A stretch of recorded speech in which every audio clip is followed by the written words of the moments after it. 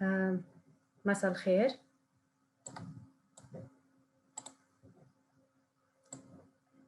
مساء الخير. بحب أرحب فيكم باللقاء الرابع من سلسلة لقاءات الأزمة في الثقافة، الثقافة في الأزمة. قبل ما نبلش بحب أوضح وجود تقنية الترجمة بين العربي والإنجليزي عشان اللقاء رح يتم بأغلبه باللغة الإنجليزية، فأي شخص بيحتاج لترجمة للغة العربية بتقدروا تضغطوا على الآيكون تبع الكرة الأرضية تحت واختيار اللغة العربية. Good evening. I would like to welcome you all to the fourth session within our Culture in Crisis, Crisis in Culture series of online.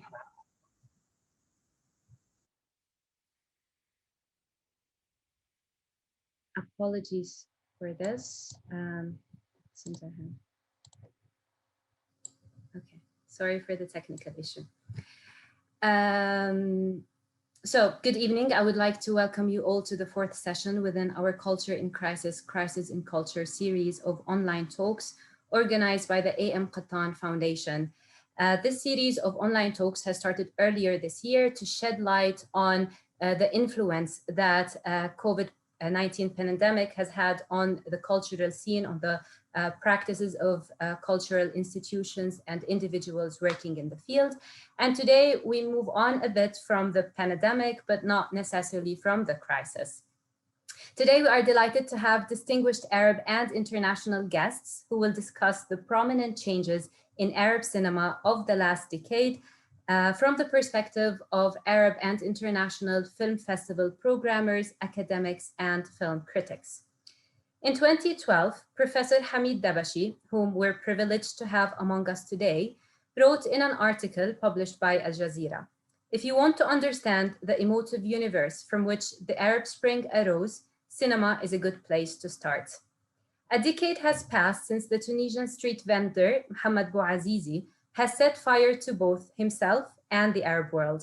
Soon after, the Arab world has witnessed a defining moment when Tunisian President Zain al-Abidine Ben Ali fled the country, becoming the first of a series of Arab presidents to soon follow suit and step down. Almost overnight, many constraints in the Arab world that were previously imposed on filmmaking by tyrannical regimes were lifted. As a result, many filmmakers were granted the space and confidence to raise their voices in their arts as well as on the streets, and film their realities with a freedom never experienced before. Early this year, some major Arab and international cultural magazines rushed to publish articles on the changes that Arab cinema had witnessed in the last decade, tracing back to the Arab Spring. This stems from cinema's historical ability to adapt and evolve in correspondence with the political and social needs and restrictions of the era it depicts. And now that a decade has already passed, many are eager to see what are the changes that have happened on Arab cinema. Regardless of the political and economic turn of events, which reversed progress in some countries and this newly found freedom, the major impact the Arab revolutions have had on people's tools of self-expression, particularly cinema, cannot be denied. Considering this, the upcoming series of conversations, the first of which is happening today, will seek to answer the following questions. How did the diverse Arab cinematic languages respond to the revolutions that swept the region in the past decade? Can we really attribute the remarkable development in Arab cinema to the Arab revolutions? Or should we read this development within a broader cultural, political, economic, and social context that takes the history of the region into account? And where can we situate Palestinian cinema in all of this? Conversations about Arab cinema often take cinema's political and social content as their main focus. Additionally, film critics tend to disregard the specificity of each Arab country and to categorize diverse Arab cinemas under Middle Eastern and Muslim cinemas, which disregards the nuances and complexities each of these cinemas holds within itself.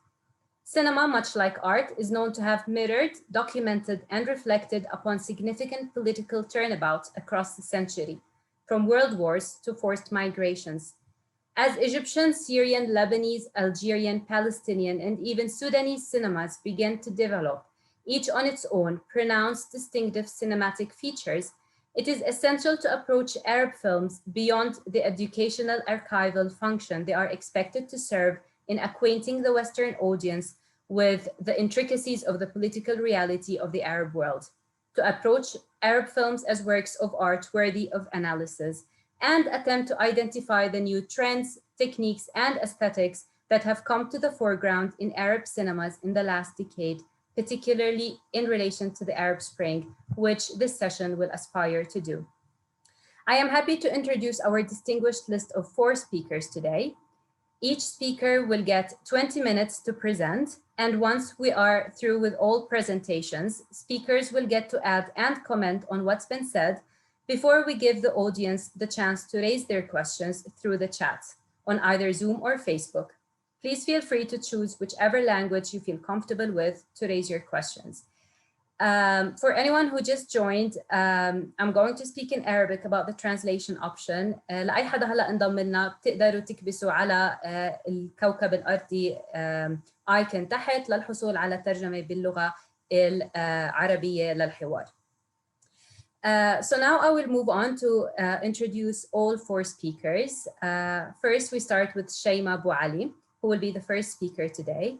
Shaima is a programmer and producer working on Arab cinema. She's a producer of TV programs and documentaries at BBC News Arabic. She currently produces Cinema Badila, a weekly program platforming independent cinema from the Arab world.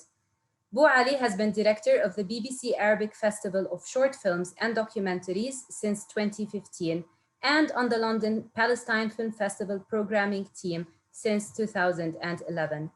More recently, she has also curated programs and sidebar events at Amsterdam's Eye Film Museum, Abu Dhabi's Hay Festival, Liverpool's Arab Arts Festival, and London's Mosaic Rooms, among others. Hi, Shaima. Then we'll move on to Joseph Fahim, who's an Egyptian film critic and programmer. He is the Arab delegate of the Karlovy Vary Film Festival, the 2018 curator of London's Safar Film Festival, a former member of Berlin Critics Week, and the former director of programming of the Cairo International Film Festival. He has co-authored various books on Arab cinema and has written for numerous outlets around the world, including the Middle East Eye, the Middle East Institute, BBC, Mubi, Verité, Al Monitor, Al Jazeera, and the National UAE. To date, his writings have been translated into 6 languages. He is also a script consultant and has worked with various funds and producers in the Arab world and Europe. Hi, Joseph. Then we'll move on to Professor Viola Chaffee.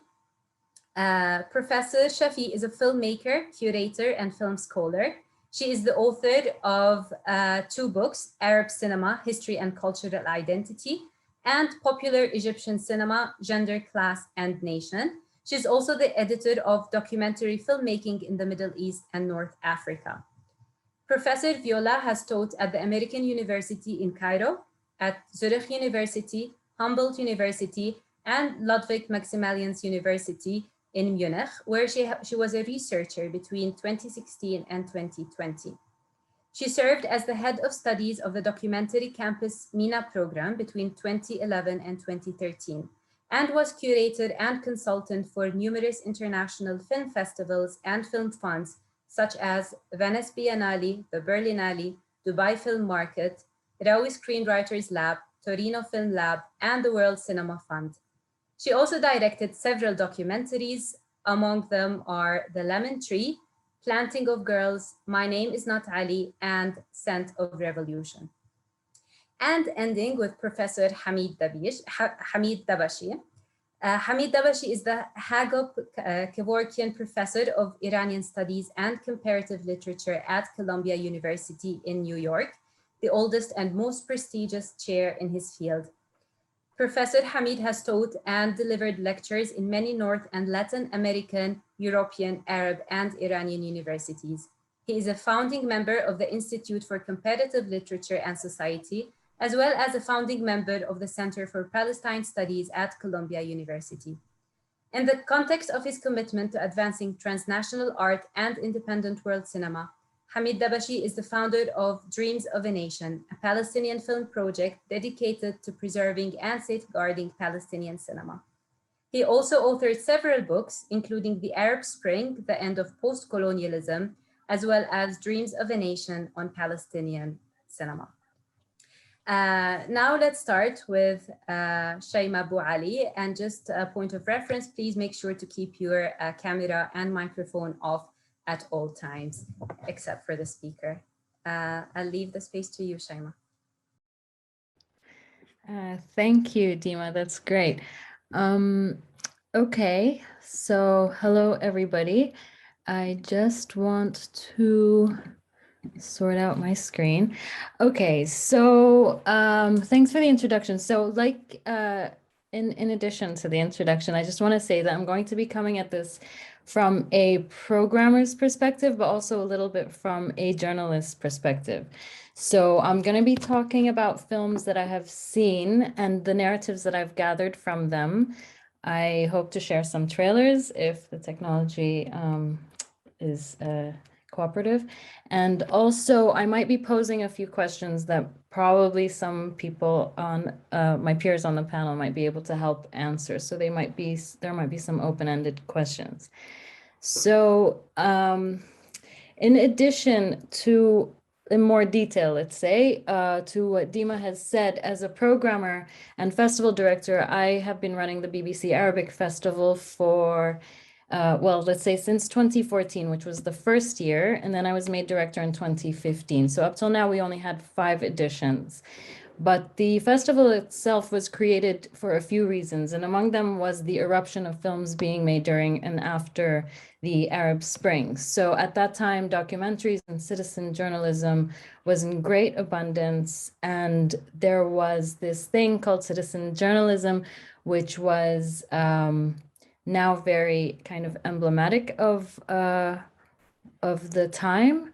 And we wanted to tap into that. At the time, journalists couldn't get everywhere. Things were changing very fast. And it was really only the people who were living there that could show and tell what was happening. So we wanted to make relationships with the people who were on the ground, who were using their cameras, and foster these relationships and foster this talent further. But also at the same time, it was also very unprecedented, and it was very alive and intriguing to a global audience, which I'll talk about a little bit more later.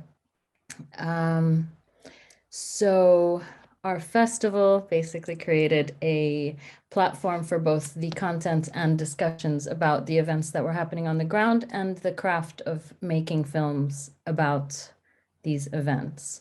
So annually, we would get hundreds of submissions, but we only had space in the program for 20 films. So, excuse me. So that's where I'm coming from. So let's see. Okay, so one thing that we talk about when we talk about the Arab Spring films is that we have an open, like we have pretty much a consensus that what we have seen as the emancipation that we have seen in the Arab world is very much played out in the cinema. Now, whether or not that, as Dima said, like whether or not that persisted is another question. But in those films, at least in the very beginning, we did see a breakthrough in barriers of fear. And that was something that we spoke a lot about. We spoke about a lot at that time.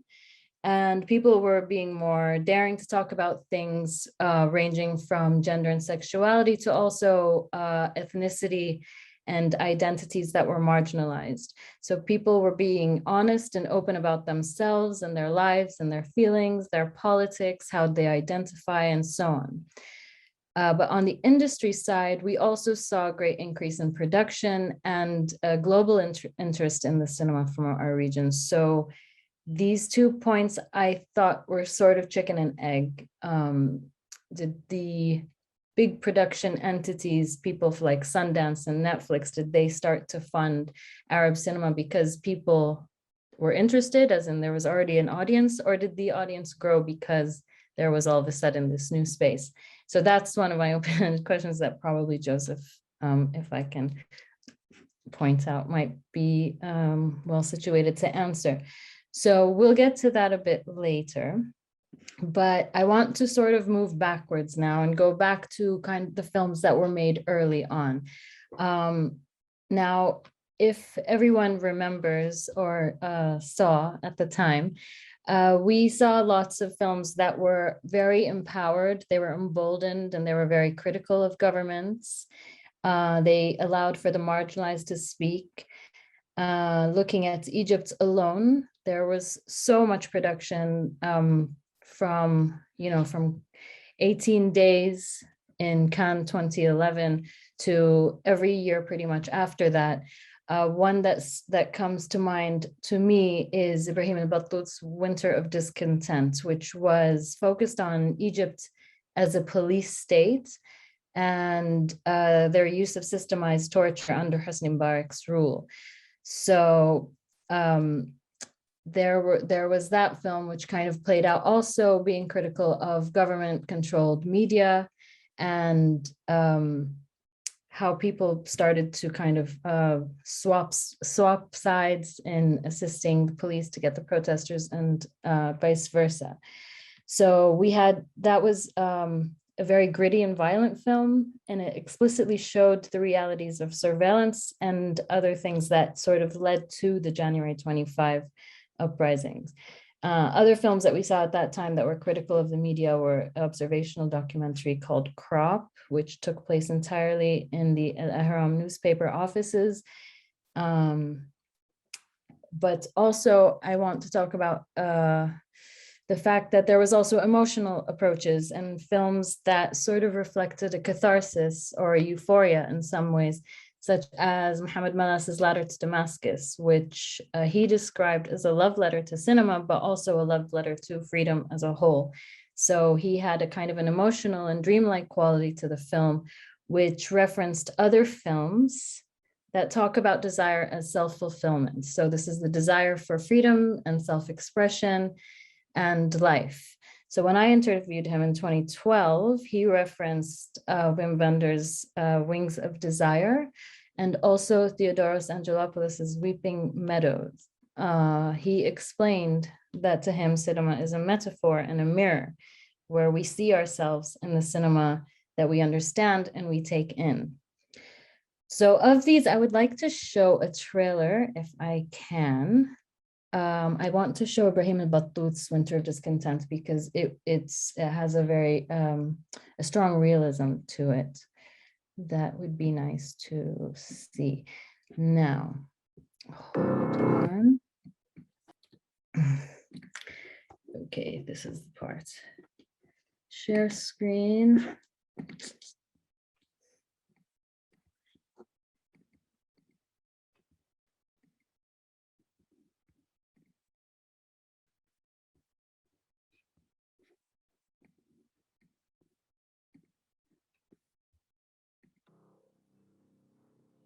عملت ابلود للحاجات دي مش هينفع تروحي بيتكم تاني.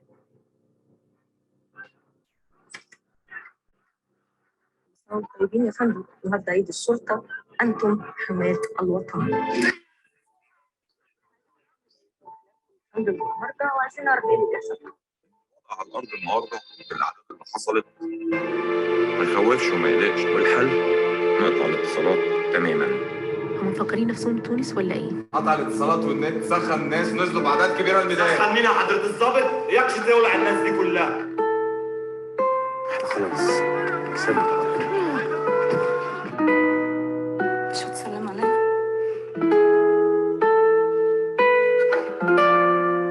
اوعى تكون فاهم ان اسرائيل هي عدونا. بتعملوا فيا كده ليه؟ كل ده كان في اطار المشهد الحلو.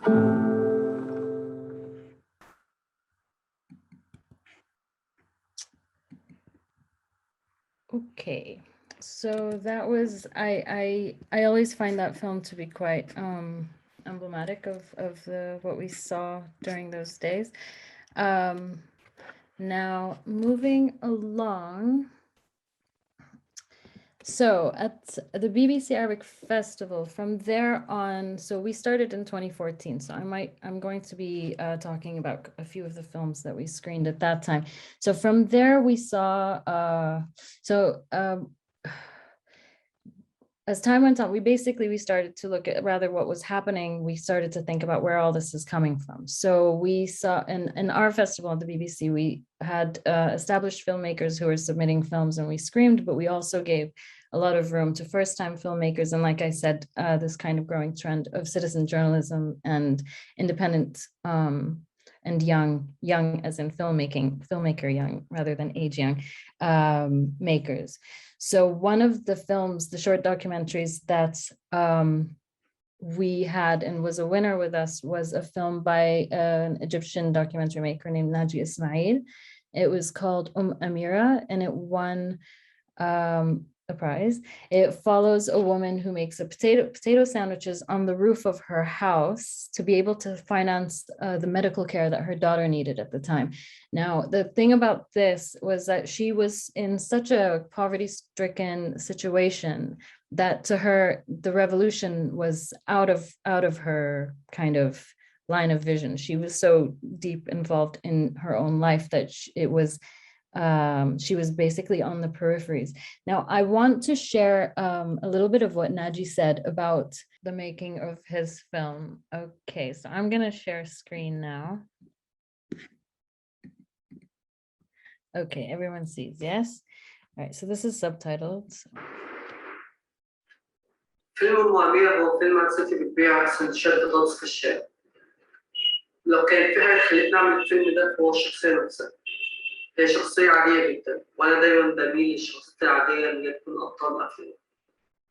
لأني بحس إن تفاصيل حياتهم اليومية ما يستدعي إن هم يكونوا على الشاشة.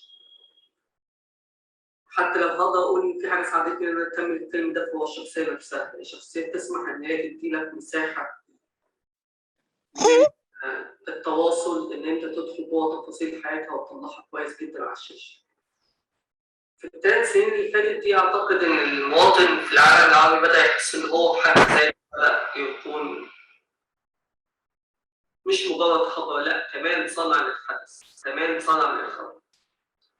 بدأ يحب يشوف نفسه وهو بينقل الأحداث اللي بتحب بيه، وهو بينقل الوقائع اللي بيمر بيها يوميا.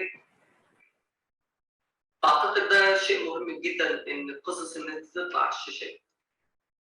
وأعتقد إن النوع ده من الميديا هو اللي هيستمر الفترة الجاية، الإنسان نفسه ما يكونش هو موضوع الحدث، لا كمان هو الصانع بتاعه.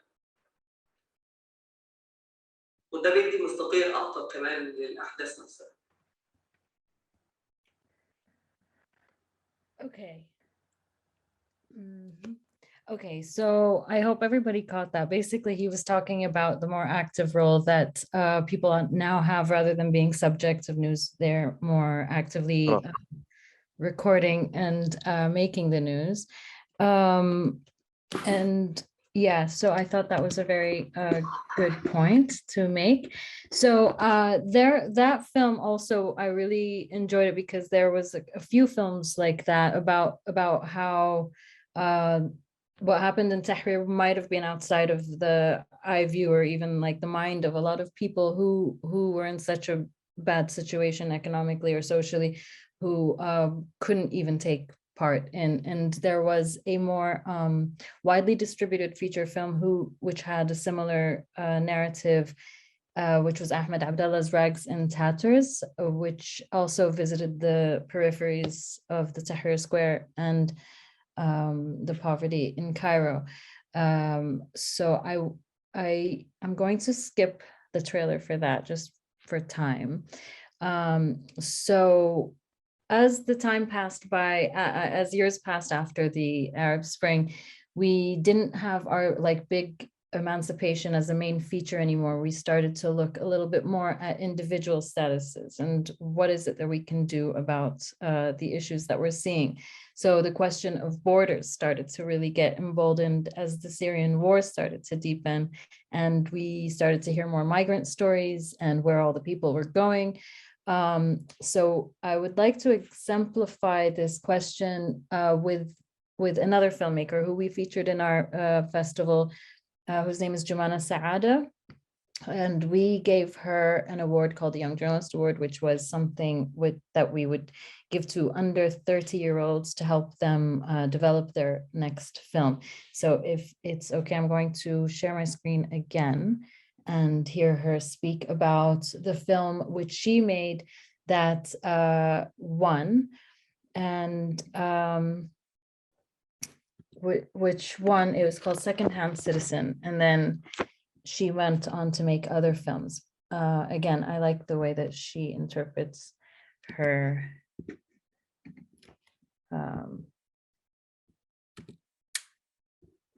sorry, now I'm having issues. Whoops. Okay.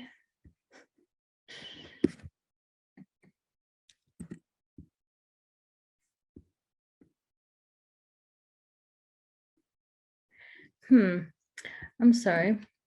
Okay, so here she is, and I'm going to share screen again. By the time the Syrian revolution has started. Can everybody hear that?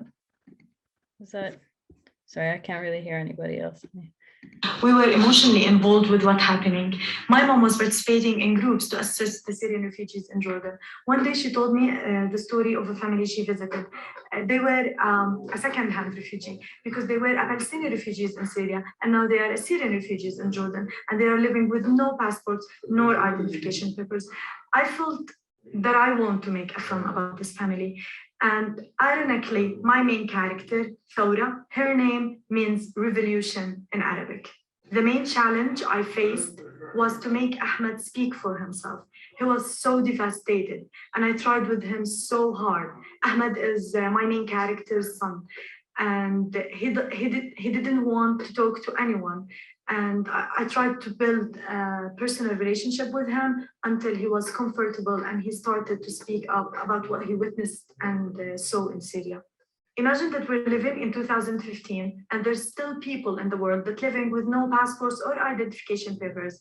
Imagine what power these people will have if they just were recognized citizens. Maybe one day in the future, in a changing Arab world, everyone will be recognized and equal. Okay, so she went on then to make films about children who had lost their parents and ended up in orphanages. And she visited a Christian orphanage and a Muslim orphanage, and that was the film that we helped her put together. And then about 6 years later, she went back and revisited the two main children to see how they were reuniting with their original parents. Okay, so I need to move along now and talk about some of the themes that persisted in what we see today. So we continue to see films about migration, and they were very different films. So one that comes to mind, the most recent one that I saw was Purple Sea by Amal Zakout, who is a photographer and filmmaker, Syrian. I believe she's based in Germany, which was actually, it was a sort of a lyrical documentary that she just put her kind of stream of thought over these abstract images that she shot when she actually fell off of her own boat that she was on to get to Greece. And that film, for some reason, there's no trailer, so I will not be able to. But also another big issue that we kept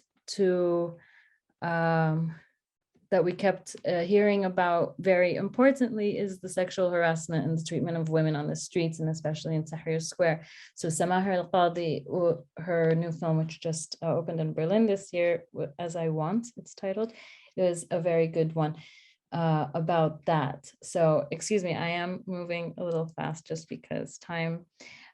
So other forms of or Sidelines of Exile and the Fortress of the National Borders that we started to see was Kawthar bin Haniya's Man Who Sold the Skin. So I will just paraphrase what she says in the interview that we had for her on our program, Cinema Badila, where she talks about our rights to our body and how the body has become the main feature and also weapon in terms of our assertion to self, but also our our ability to kind of express and fight the systems that we have come to be fighting all the time. And so she mentions Sidi Bouaziz at the beginning of the eruption of the Arab Spring, and she compares that to the main character in her film, The Man Who Sold His Skin, which was Oscar nominated this year, who is having to get a tattoo on his back to be turned into a commodified piece of art and be able to move across borders a lot more freely. I recommend this film. It's a very good film. And I wanted to, Dima, how much time do I have? I feel like I haven't started.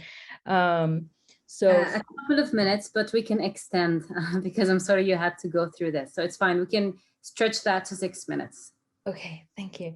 All right, so I'm going to skip over film form because I already mentioned this kind of chicken and egg situation that that I was thinking of mentioning the different styles that we're starting to see because of the different opportunities in script labs and other labs and the production budgets and special sidebars that festivals are giving space to Arab filmmakers in Arabic cinema. The general increase. So how has this affected cinematic styles? Maybe I will pose that question later when we are able to. And I want to kind of move over to the idea of cinema and power, which is one of the things that we touched on in our program, Cinema Badila. And we touched mainly on two areas. So from the empowered proletariat that we used to see, we started to see a sort of shift where people were either circumnavigating certain sources of power, or there was a kind of, as in Syria, that one critic argues, which is a very interesting argument. His name is Rashid Isa, sorry. And he talks about the Syrian image war. So again, I wanted to share his, but I can probably share all the links later so everybody can enjoy them at ease.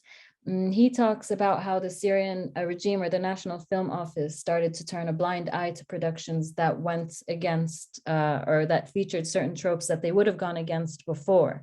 Such as featuring different ethnicities and religions, Christians and Armenians, for example, who were usually left out of the main or official image of the country, were now being welcomed because this supported the regime's idea that all religions and languages have a space in Syrian society, but it also pushed the idea that what was happening there was actually a sectarian war and not at all a cry for freedom, as the main narrative was suggesting. So he cites quite a few commercial films, such as High Heel Boots and other films that have Christian revolutionaries who are fighting against protesters and that kind of thing, and that any film that mocked protesters was welcome. So I'm going to share the link about with that later. And then I just wanted to also talk about censorship in Egypt and the fate of the films that we had already seen in 2011, which is somewhat unknown and another open question that I wanted to pose. But also the sort of rise in independent distribution avenues and spaces, cinema spaces such as Zawiya and Cinematech, where there is a lot more autonomy in the way that films are shown and shared and discussed, as well as the use of online tools such as YouTube, and seeing groups like Muslimin who documented and uploaded onto YouTube and other online like accessible platforms for people to actually copyleft, like just use it as they will. And so there was the use of technology as well there. And I am so sorry. I feel like I rushed through that very quickly, but I think I'll give space now for the next speakers. Thank you, Shaima. Joseph. Okay, first of all, I thought that was hilarious. The whole hacking thing, disturbing but hilarious. So yeah, if anybody still like want to disrupt this, this is your time. Really, just do it now because about to talk stuff. Anyhow, you know, like I have a few points to discuss, and I'm gonna adopt a very loose form. So also, like, please, I know like the format entails that if other people, like the questions should be relegated till the end, but if anybody like have questions now while I'm talking, just like please send them over or something. I won't like, I feel like they should be a little bit more democratic.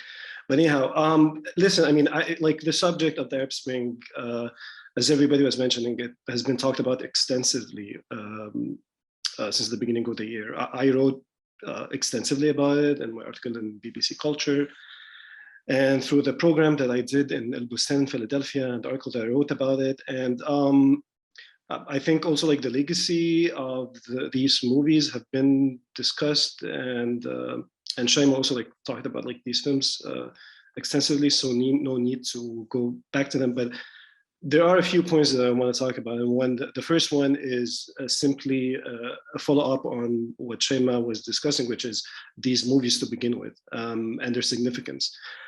You know, like at the beginning, like in 2011 and 2010, when there was an outpour of films that were being made that were a reaction to the revolution, that had like a very specific trajectory, which is, like showing what happened during the revolution. And of course, Egypt had the most cinematic one because it had a very specific dramatic arc.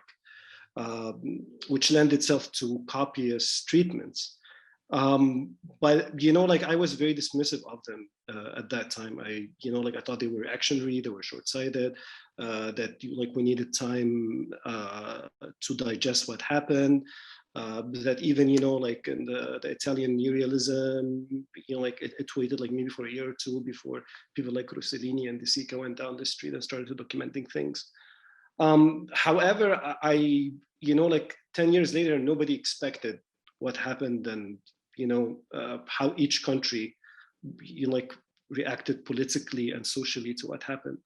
And I must admit, I was quite short-sighted, because these documents now, at a time when yes, there has been a lot that has been written about these movies, but you gotta check what was being written and where.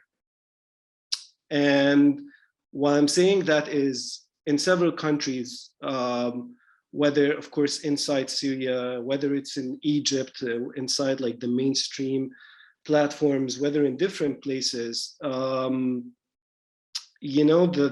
revolutions or the Arab Spring just has been an unwelcome event. In Egypt, the Arab Spring has, the Egyptian revolution is the one event that nobody wants to celebrate or talk about anymore.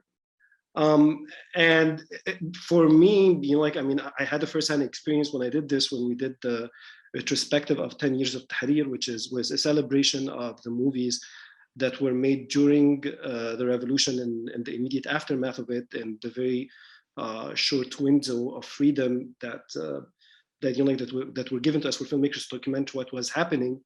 When we did that, first of all, there were some movies that I couldn't get because we did not know who has the rights for them anymore. And to some, they were just being forgotten or buried, or the filmmakers were reluctant to show them to begin with.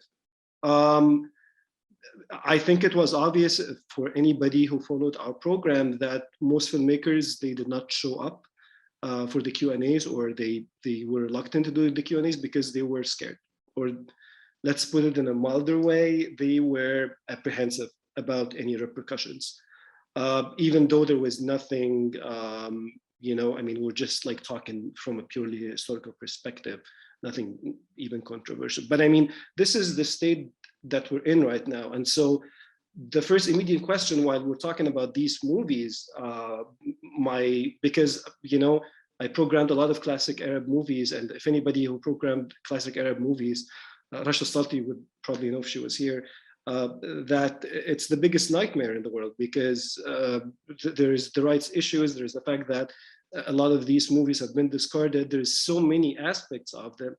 And now I feel that the movies have acquired a newfound importance because they are relics of a time and place that new generations had no idea, have not lived, and are, you know, like, they're completely unaware about. I would meet younger people now because the revolution has been completely put in the background by different institutions and different places that yeah, new generations, they don't know anything about. And yes, we want to make it sound as if, you know, that this revolution did garner a lot of attention at the beginning of the year.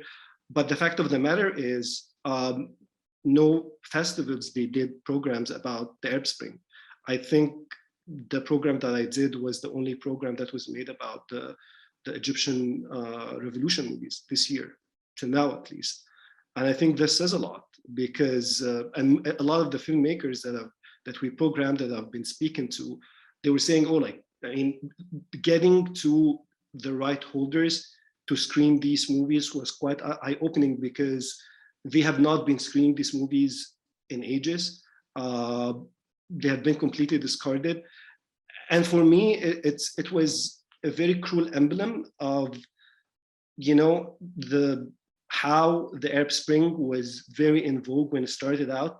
And then when things petered out, when everything that happened, you know, different parts of the world, when we realized, okay, the Arab Spring may have been a failure, Syria, everything, these movies were completely discarded. They were not reassessed. And at least from the festival circle, these films are completely outside discussion right now.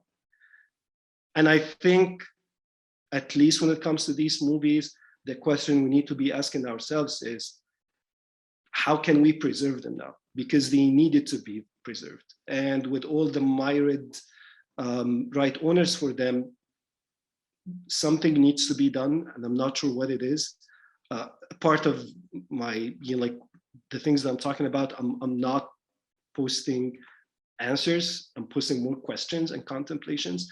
But yeah, I mean, for some reason, you know, like, these might be among the very few remaining documents of, even though the Arab Spring has been documented to death, but again, who has the rights for these films, and what is being done to them? Are they being preserved or not? I think these are important questions that we need to be asking ourselves and need to deal with, because at the end, we want to show these movies. We just don't want to show trailers or just talk about them.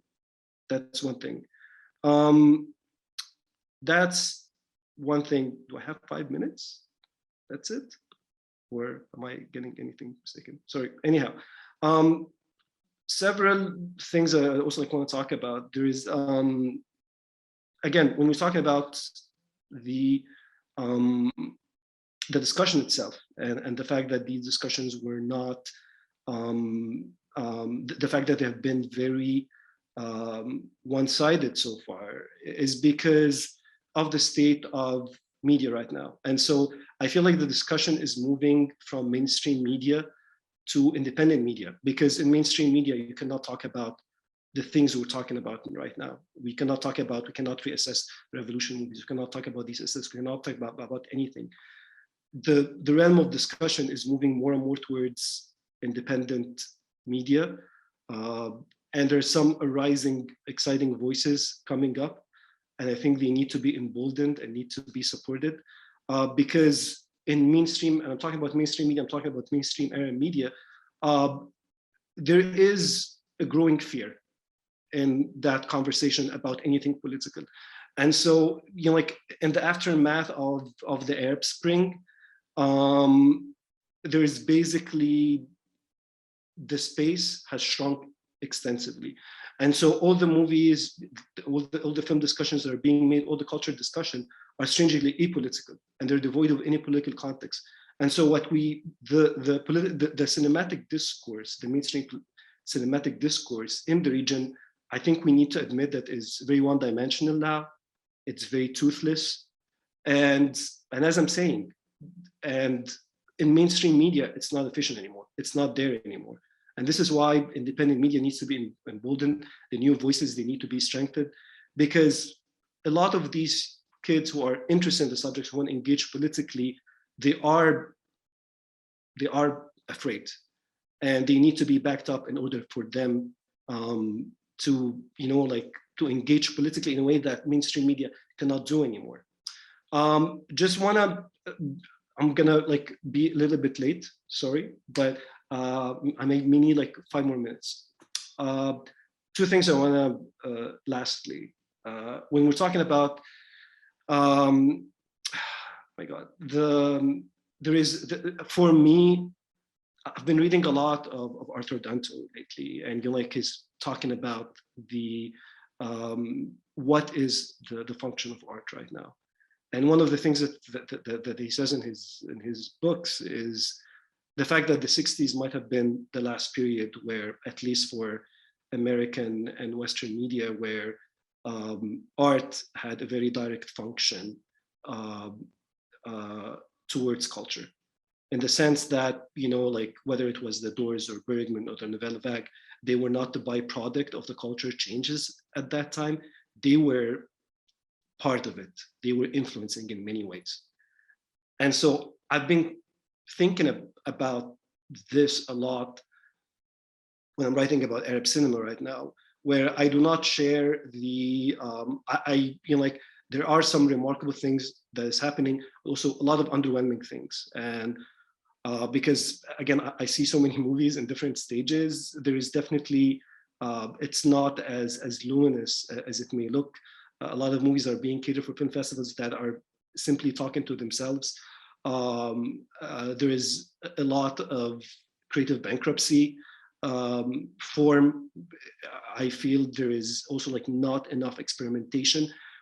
But, but most of all, I keep thinking to myself, what is this? Do these films have any impact, or could they have any impact whatsoever on culture?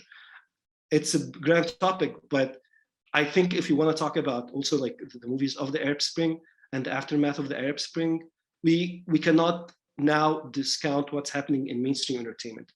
Because for me, I think the most interesting thing that is happening now in Arab entertainment, whether Arab art in general, is what's happening in stuff like, al-Mehraganat, the shabi music, which are crass and awful and sometimes can be brilliant, but they're very innovative.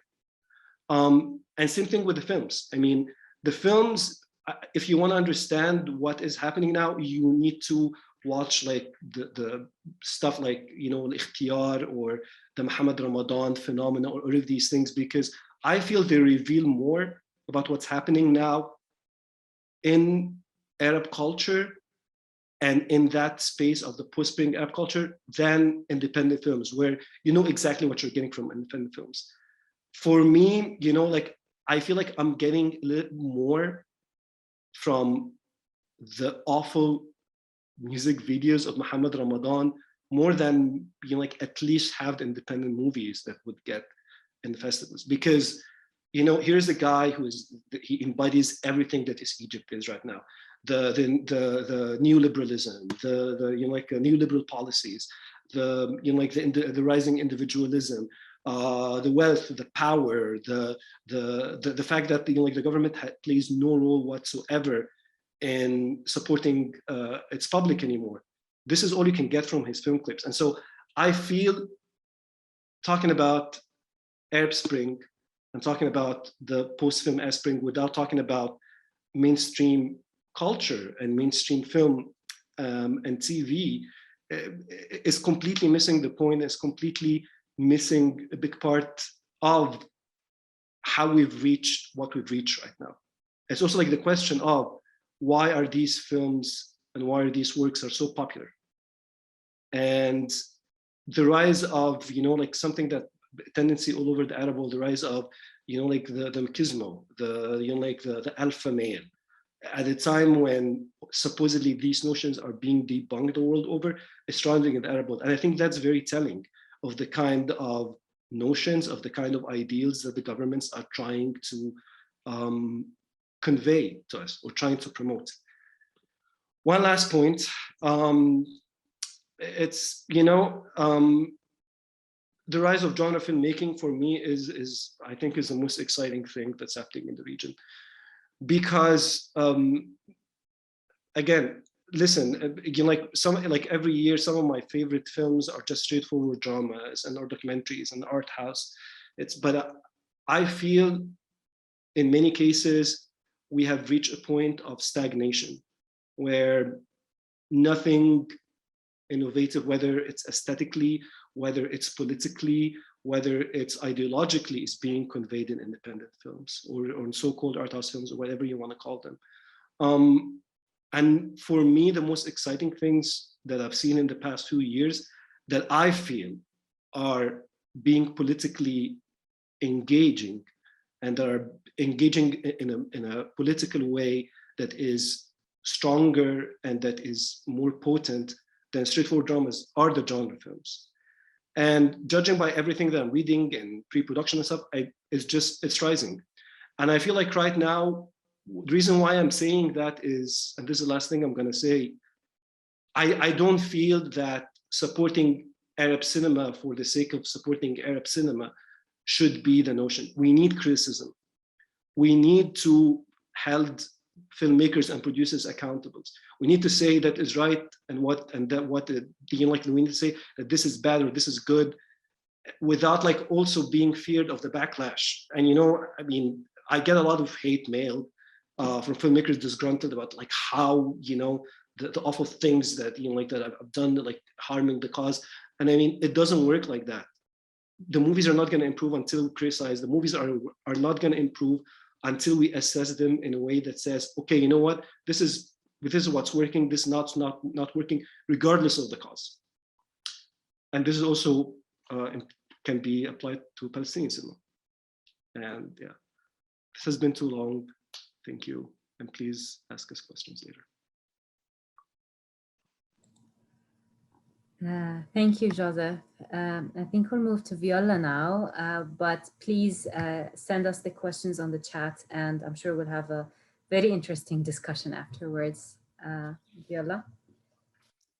Yes. I guess you see me, right? Because I have here something like video is not working. Yes, that's perfect. Yes. You see me, you hear me, that's great. Yeah, so would be interesting actually also to talk about this, but and actually I guess it's even in the heart of what we are speaking about, because in the end everything what we are trying now to assess here is also the idea of representation. And for me particularly after the so-called Arab Spring, about which I'm going to speak immediately. The issue was that I also, like Shaima, I did, of course, perceive these films that came out, like Winter of Discontent and 18 Days, etc. And I actually felt also a bit like Joseph, a sort of frustration about these films. And I think I thought about it. I think part of that is actually that I felt that there is this kind of representational policy behind these films that was lagging behind the real revolutionary spirit. So for me, it became an issue of, in a way, speaking about trying to look or change my own perspectives on cinema. And I started kind of distinguishing between two types of so-called revolutionary cinema: the one that wants to represent revolution,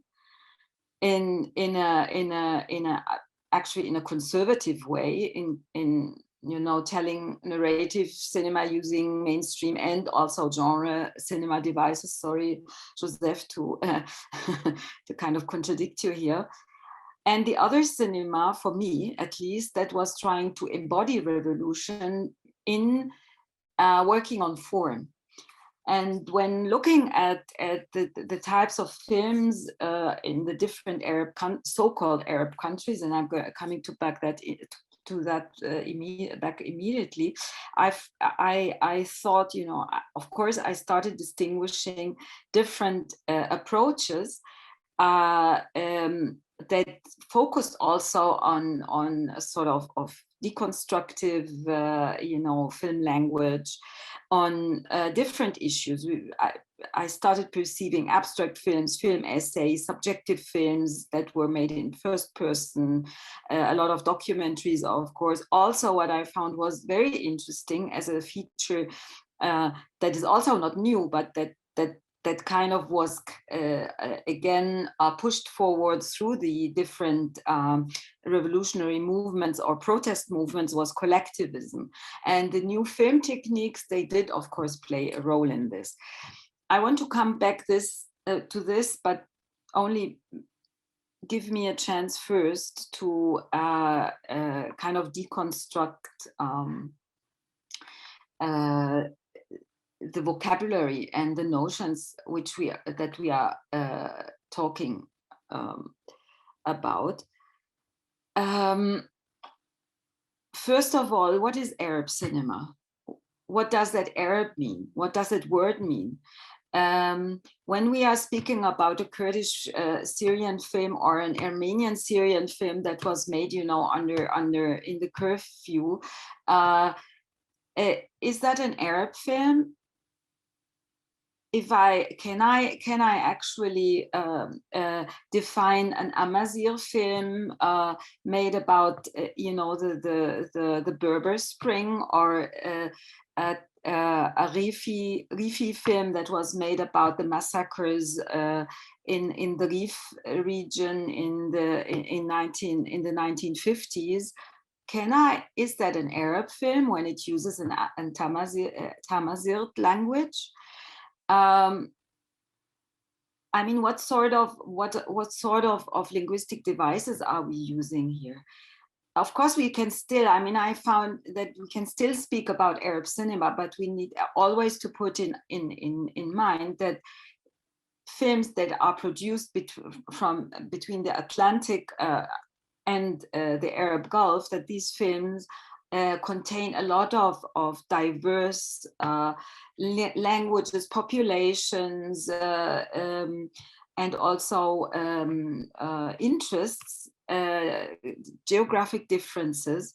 And some of them are actually in resistance to an imposed Arabness that some of the regimes, like I'm speaking here, for example, about Morocco, tried to impose, in an Arabization movement that was violent and aggressive on 50% of its non-Arab speaking population, for instance. Don't understand me wrong. I'm not speaking here. I'm not for a Sharia or, that kind of that. Yeah, I'm not saying that these countries should, that each of these ethnicities or religions should rule itself, but we need actually to use also cinema in our criticism and our film historiography in order to understand this diversity, to dissect it. And here actually, and the same applies actually to the notion of Arab Spring.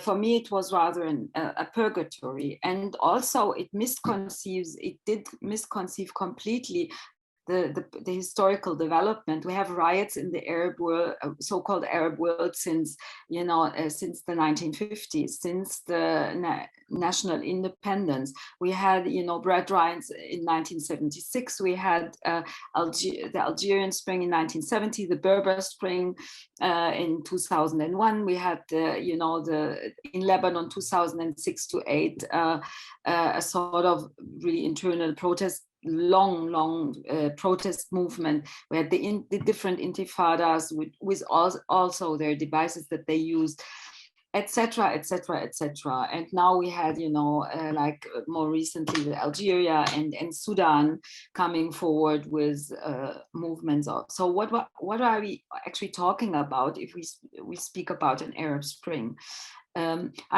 Also, if we look at those countries, the so-called countries where the spotlights was on, like Egypt and Tunisia, the actual protests in 2010-11 were preceded by workers' protests in Mahalla 2008 and in Tunisia, in Redaïef in 2008 as well. So this is just to kind of bring all that in, that it's very hard to speak about a turning point in any of in any of these developments, but it's rather a very complex, constantly changing image, and this needs we need to be very clear about that, because this is also actually the case with all the kind of cinematic forms that we see. We had abstract films made in Morocco already in the late 1960s by Bouanani and Afifi, for example, highly intellectual constructivist films. We have subjective films with first-person narration already, made by, for example, Jocelyn Saab during the Lebanese War in the late 1970s, film essays. Also, Omar Amir Alai made a first-person film already in 1994. Also, collectivism.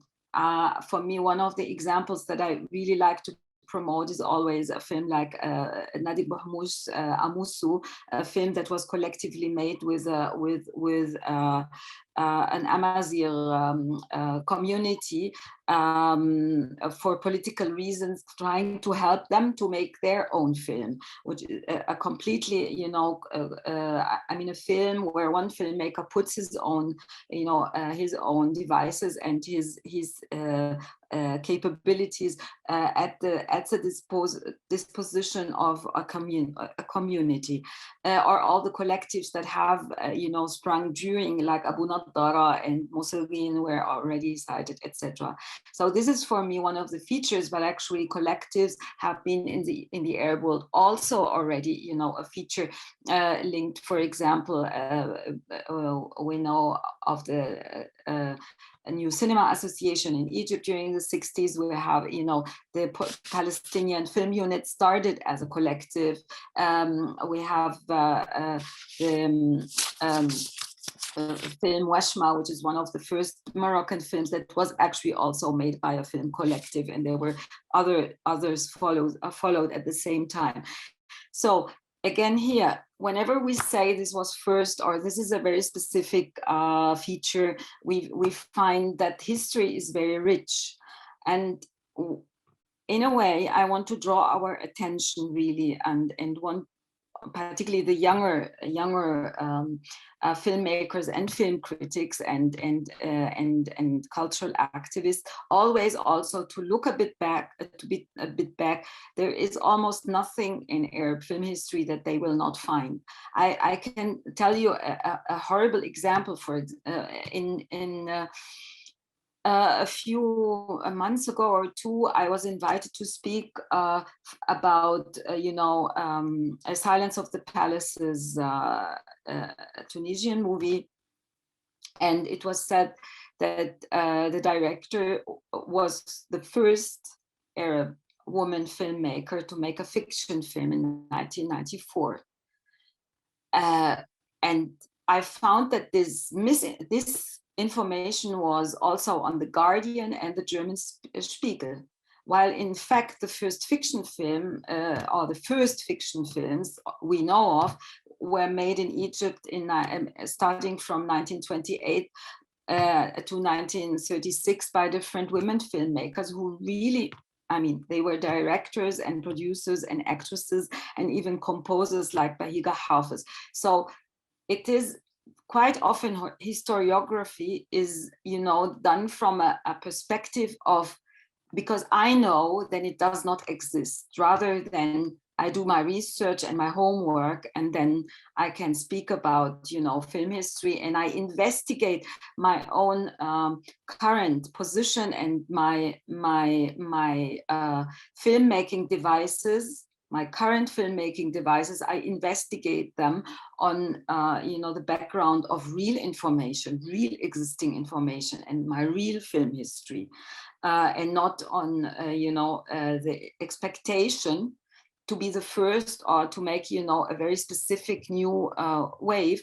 And actually the problem with that is that very often curators fall in the trap, but also, you know, very often even me as a writer, that we try to advertise something as being the first or a very special phenomena because it advertises us as someone who is, you know, presenting something about our topic. And the more, you know, if we discover a film that is the first of its kind, wow, what sort of interesting, you know, researchers we are. And this is also a trap, yeah, that is very problematic, but it's unfortunately, yeah, I mean, I'm blaming even, I'm blaming myself, because this was a trap I also fell in the beginning of my career, and I became very aware of it, of course, the older I became and the longer I was working on the field. Yeah, so this is why I was trying to, you know, to propose a sort of deconstructive approach to all these notions, be it Arab, being the turn, be it the revolutionary turn or the digital turn or the Arab Spring.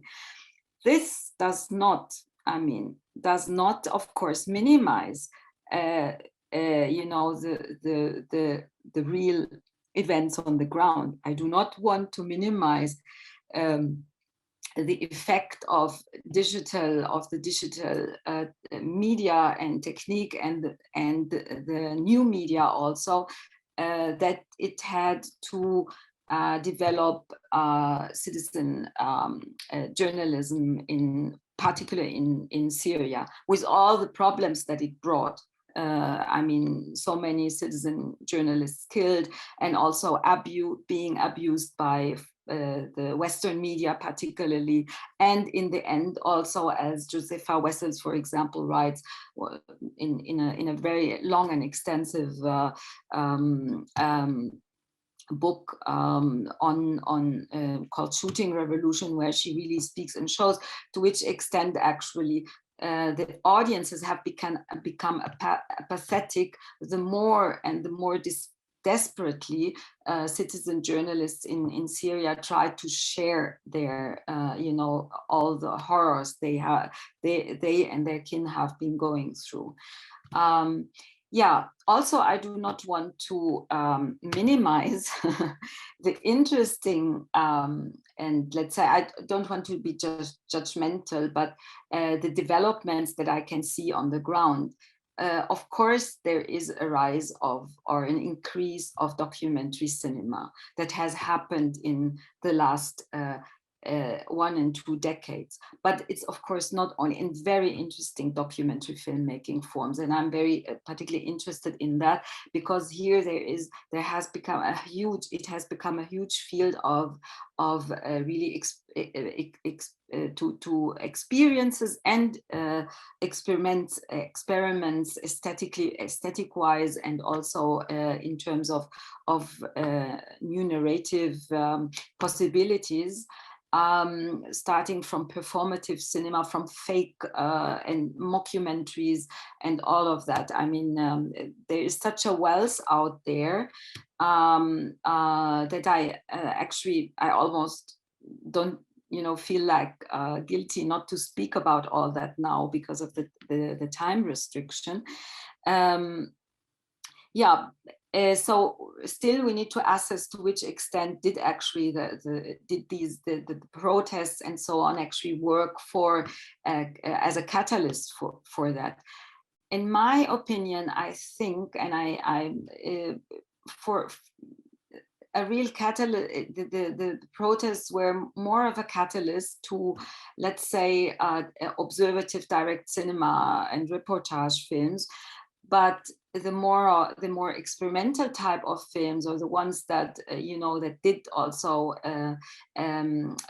venture into a different kind of cinema, some of them were actually prepared much earlier. I mean, let's think of films like Exit, for example, the Tunisian Exit with their amazingly interesting direct cinema film Babylon, and later of course they made one of their directors made beautiful fiction films.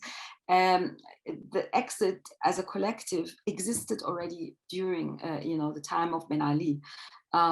So these kind of developments had been prepared already before.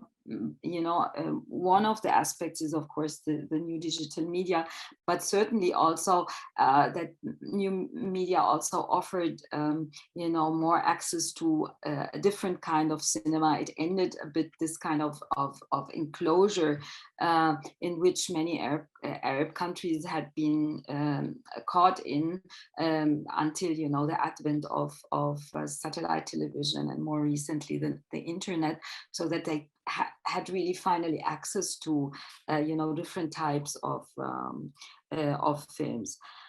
Yeah, and of course, I mean, now I'm a bit chasing the rabbits here. I actually should have mentioned Doxbox as one of the, even in Syria, you had, a very important already experience and that started with the Doxbox festival and was later.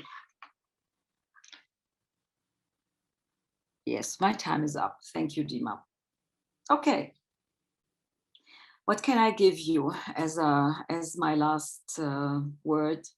I would say I have a nice quotation for you from Paul Ricoeur, who is an historiographer, a French philosopher who wrote important books about history and historiography. What he said was, the power effect of representation is representation in itself, which meaning power is, the power effect of representation is constructed by representation itself.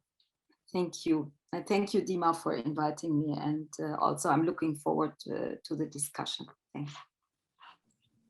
Thank you so much, Viola.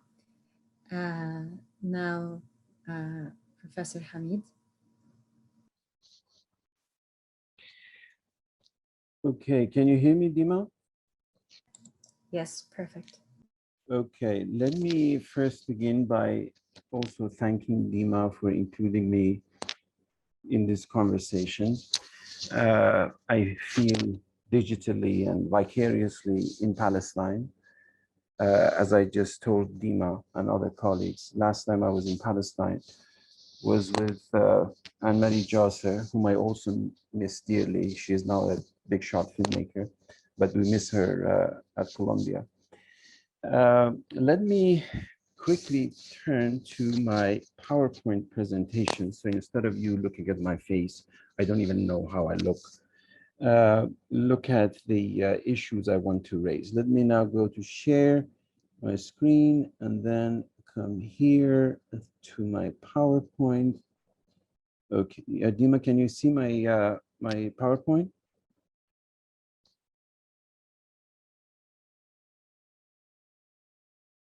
Dima? We can see it, yes. And oh, good. Yes. And you can hear me? Yes. I think I cannot click on the mic. Yes, we can hear you and see the presentation. Okay, So let me put it on the larger screen. So that is the subject of our discussion, and my colleagues and co-panelists have been talking about this. Arab cinema within and beyond the Arab Spring is an issue that, like my other colleagues, has preoccupied me. Now, the first thing to say is that I, of course, understand and share some of the concerns about the term Arab Spring, whether it's actually applicable, Arab revolutions, Arab awakening. There are all sorts of discussions about applicability of this term, the suitability of this term, and serious discussions have been raised and are all legitimate. However, as the author of a book with the title of Arab Spring on it, I believe there is a legitimacy to the term Arab Spring, despite the fact that, as Professor Shafiq just said, there were similar revolutions happening outside the Arab world, or even within the Arab world by non-Arab communities. Just a year before the Arab Spring began, the Green Movement in Iran was very important, and so forth. Nevertheless, the fact is that if we choose the main statement of Arab revolutions, Arab Spring, Ash-Sha'b yurid isqat al-nizam, in my work, I have raised the question that we need to consider the expression isqat al-nizam, overthrow of the regime. This regime is not just a political regime, is a regime of knowledge, is a regime de savoir, is a regime of seeing, is a regime of being. Something has happened that is not entirely reducible to the Arab revolutions, nor is the Arab revolutions devoid of this more significant epistemological issues of the Arab revolution. In my own work of the last, I don't know, 2 decades, a decade and a half, I have been very much preoccupied with the notion of Arab revolutions, but the way I see them, I consider them an extension of the Palestinian Intifada. And in a series of books that I have published over the last decade and a half, I called, in fact, this series the Intifada series. These are renegade books, books from the trenches, books that have arguments that, yes, they're rooted in my scholarship, but they're not entirely of a scholarly nature. And I want to acknowledge the work of my publisher, Khaled al-Nasiri, a Palestinian publisher who is based in Italy, who has been extraordinarily helpful having my books translated into Arabic. The first thing I want to say is that the most significant work done on Arab culture, Arab revolutions, Arab aesthetics is Arabic by Arab critical thinkers. I just want to bring to your attention Ismail Nashef, dear friend, close friend of mine, perhaps the most distinguished critical thinker of his generation.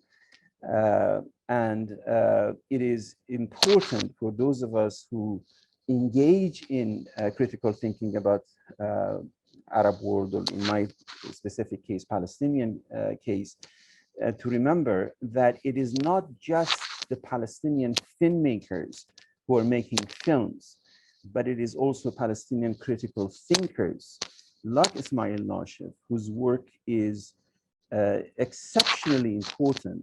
I mean, it's a truism, but by and large, when we talk or write or think in English or French, German, etc., unfortunately, the presence of Arab critical thinkers is something that needs to be emphasized. Now, the thing to, wish I could get rid of this. In my own work, that is a fusion about the work on Palestinian cinema, Iranian cinema, and visual and performing arts. I have talked about the specificity of Palestinian cinema, which is... Sorry, Professor Hamid, if you can not move the microphone as you speak, because the sound is not very clear. Just keep it away from the paper. Okay, is that better? Yeah, yes. I have introduced in the introduction that I wrote to the book we edited on Dreams of a Nation, which again, I must emphasize the extraordinary significance of Anne-Marie Jasser to bring this festival to Palestine and host it there. In the introduction, I talk about the relationship between national cinema and national trauma. This was a hidden conversation with the late Edward Said, Allah yarhamhu, who always nagged with me, what are you talking about? There is no Palestinian cinema because there is no infrastructure for Palestinian cinema. There is, at the time, we're talking about a quarter century ago. And my argument at the time was, and it still remains, that there is a relationship between a national cinema or national culture or national literature or national any art form and a national trauma.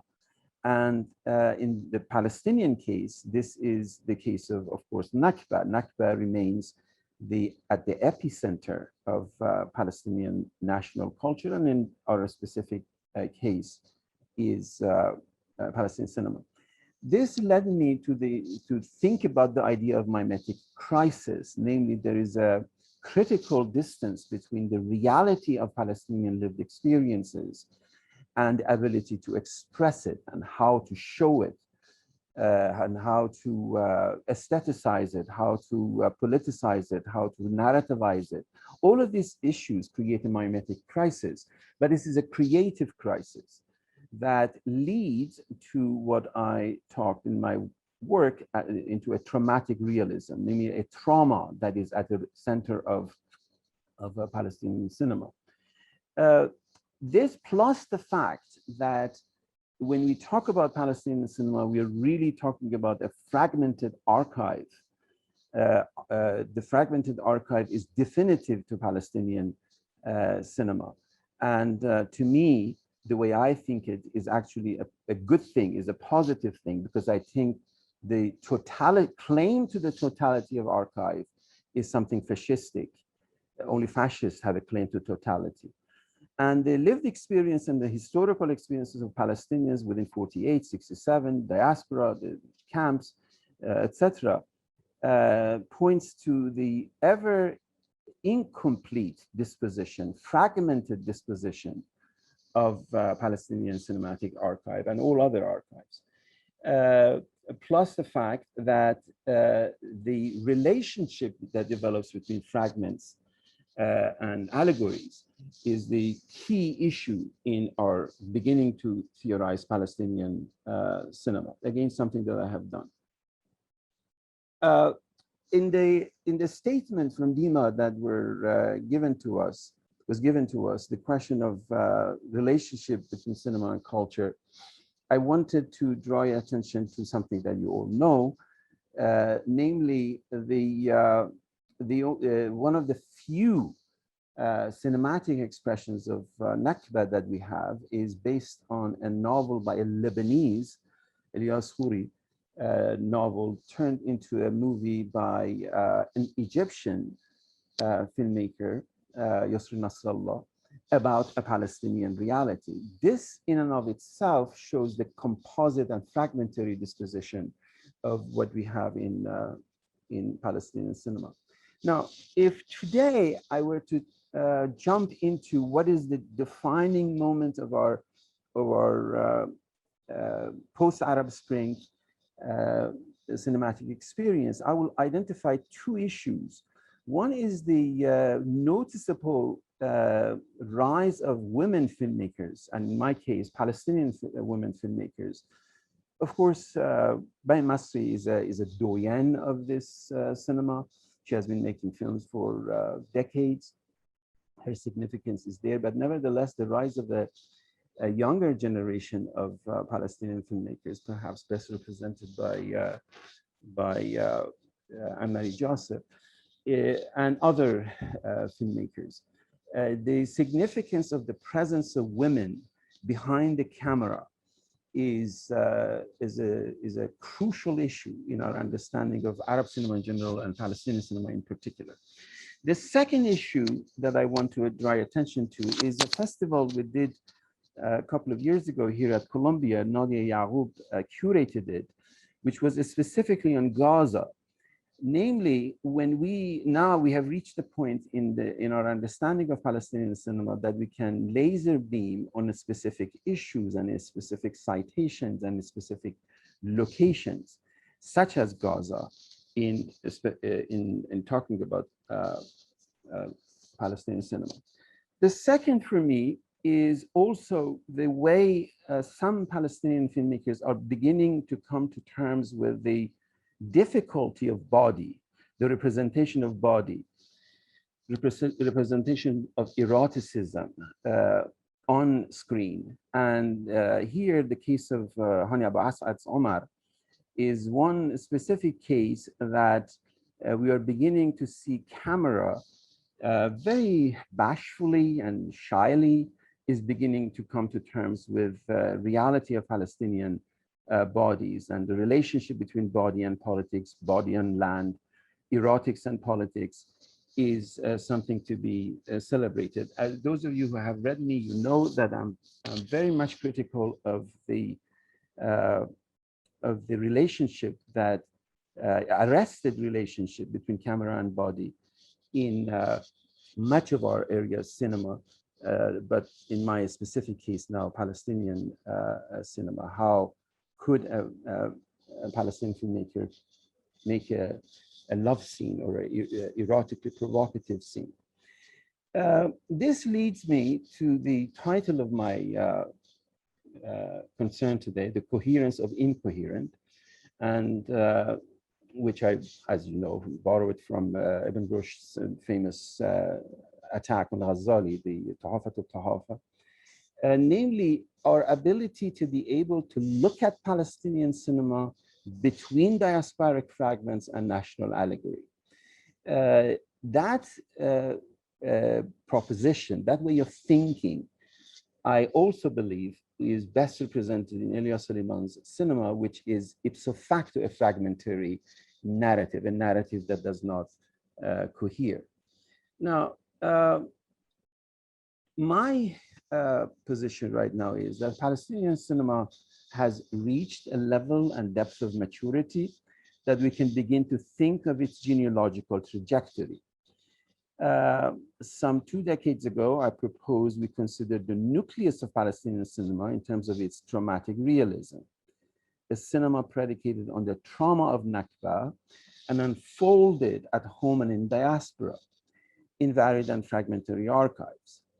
The defining moment of this cinema is a crisis of mimesis that remains definitive.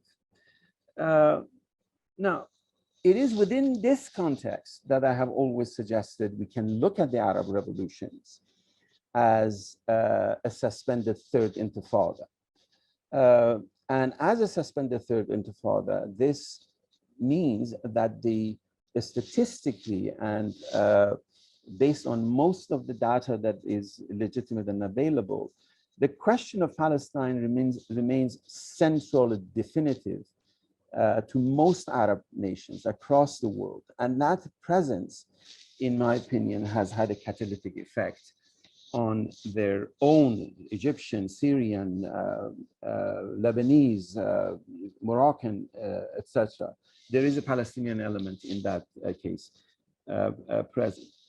I have sort of said, if we are to move towards a genealogy of Palestinian notion of defamiliarization, I take the term defamiliarization from the Russian formalist Shklovsky rather than Brecht. I just kind of came up with a number of significant titles and significant dates. Nothing carved in stone. I'm sure you can replace them with any number of other examples. And as you see, the repetition of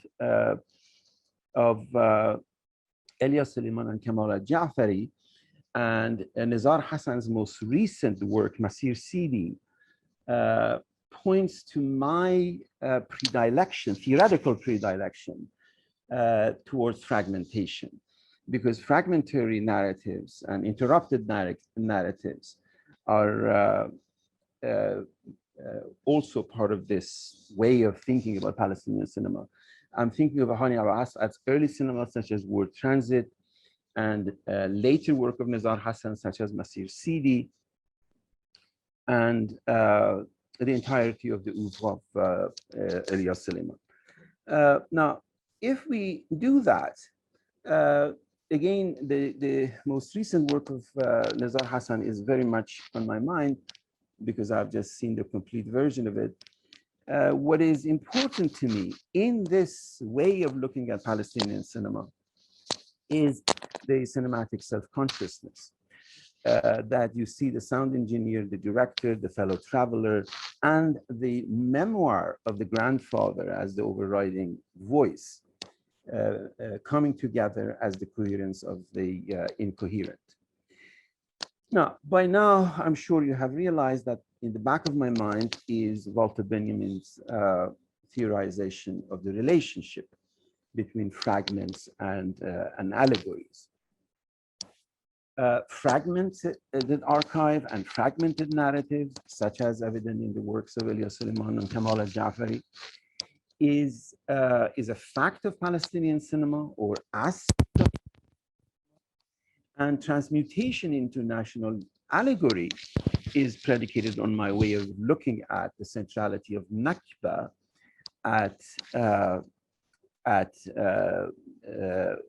for Palestinian cinema and for all forms of Palestinian artistic expressions. As I was listening to my colleagues concerning the relationship between Arab Spring and cinema, I was thinking of the fact that not all trauma, there is no question to me, at least in my mind, that there is a relationship between what happened in the course of Arab Spring and artistic expression. But that artistic expression, or those artistic expressions in plural, necessarily do not appear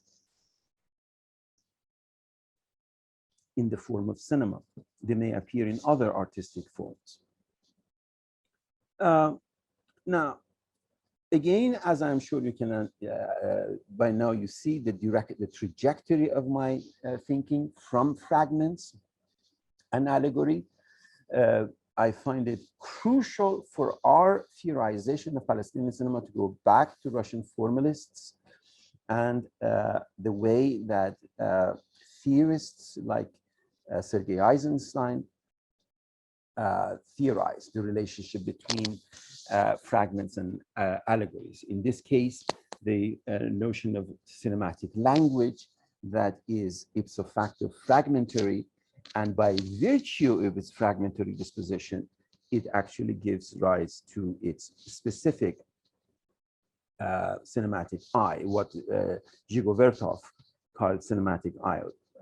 And the cinematic eye creates a form of open-ended semiosis that we see it best in the most recent work of Kamal al-Jafari, for example, that opens it up for two crucial consequences. One, its position at the centrality of Palestinian national trauma, and second, its open-ended interpretation for other related concepts across the Arab and cinematic world in general. Sorry, Professor Hamid, time is up. So okay, I will rush through it. Let me just and the microphone, please. It's still working. Okay, sorry, I apologize. I just want to conclude. I will conclude quickly, Dima, that we need to look at filmmakers like Mani Kaul, the eminent Indian filmmaker, to help us understand the work that is happening within the larger context of Palestinian cinema. We have to look at the manner in which Palestinian iconography has become globalized in a context beyond the specific controls of Palestinian scene. We have to look at the reaction that has been generated against Palestinian cinema. As you know, now we have a term, Hollywood, created by Zionists against the significance of Palestinian cinema. And significance of the archive works that, for example, Mohamed Yagoubi is doing, the scholarship of new generation of Palestinian historians and critical thinkers like Nadia Yagoub. And finally, that brings me to the site of Sheikh Jarrah location, that to me is a representation of what has happened in the digital fragmentation. Perhaps the single most important documentary made in the United States of the last decade was this specific shot of Darnella Frazier, of the execution of a Black man that led to the Black Lives Matter movement. Similarities of that shot that we see coming from Sheikh Jarrah are crucial. Let me just cut to the moment that the relationship between the idea of the permanent revolution now rests on a singular solitary filmmaker with a backpack and a digital camera and the memory of his grandfather in the back of his mind as perhaps the defining moment of the moment that we have now in our mind. Apologies for rushing through my last few slides. The time always flies when you're having fun. I thank you for your patience.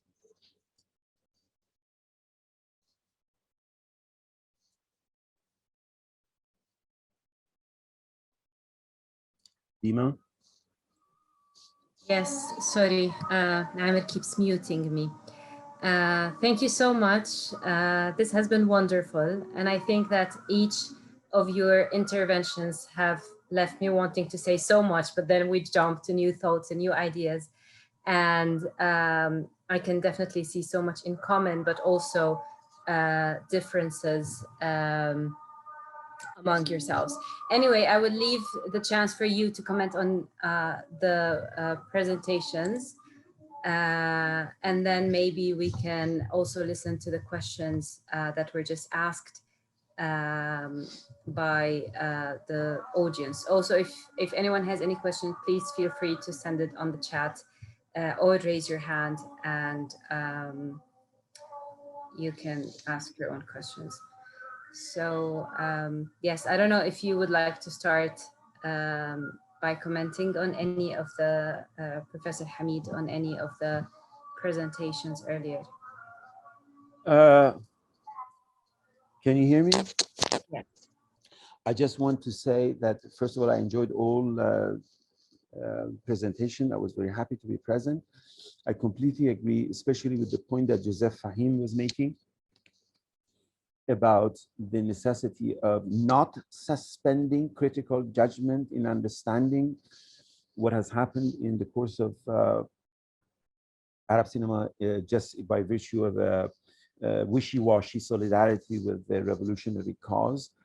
I'm equally in agreement with Professor Shafiq's point that by all means necessary, the term the first or the last has to be avoided when we are talking about a spectrum of vast countries from Morocco to Iraq, about their literary productions, cinematic productions, etc. Nevertheless, despite the fact that I completely agree with Professor Shafiq's statement that, for example, Mufida Tletli was not the first Arab woman filmmaker. But that doesn't diminish anything from the significance of Sumt al-Ghusur, which is one of the greatest films ever. You don't have to say, oh, Mufida Tletli was the first Arab filmmaker. Nevertheless, where I differ from Professor Shafiq is the fact that I believe something significant and a major epistemic shift has happened in the course of Arab revolutions that has to do with the fusion of mass media, digital revolution, globality of our understanding, comparativity of our understanding that worth exploring. Thank you. There's a question from Haya Al-Farhan. It's actually for all the speakers. She asks, can you speak about the issue of archives and creating a film repository so that these issues of rights and historiography won't be more of an issue in the future? And I think this is particularly relevant to what Joseph Fahim and Professor Viola have talked about earlier. Okay, I just wanna add one comment about what the professor was saying regarding I think what Viola was getting at, which is, I mean, the whole thing was ridiculous because the very first instance that this has happened was through Nick James, a former editor of Sight and Sound, and I went on Twitter and I'm like, yeah, you know, like we have like female filmmakers since the 30s. You know, and there's, you know, I mean, we had like a long history of women filmmaking in the region. And so like the next day, there was the article at The Guardian, and then I reached out to the editor and he corrected it the next day or like maybe a few hours. And then you have like an article in Al-Ahmad, or I can't remember what, that still has that she's the first female filmmaker. And I understand what you're getting at. You have like a valid point, because the problem we're having is simply not like a lack of discourse in academia when it comes to Arab cinema. It's lack of criticism. Whereas the fact there are very few voices that write about Arab cinema from a comprehensive and knowledgeable point of view. And so this is why we have this vacancy where, again, somebody like Nick James or these guys would presume that, you know, we had the Arab world, the Arab cinema had the very first female filmmaker in 1992 or 1994. Regarding the question of the archives, I mean, the reality of it, I think like what the comment says that you know, like rights and historiography wouldn't be more of an issue in the future. No, it will. And the situation is awful and hideous, and each country is very different from one another. Morocco is going to great lengths to protect its heritage, because it found out that, hey, you know, like there is a great value in that.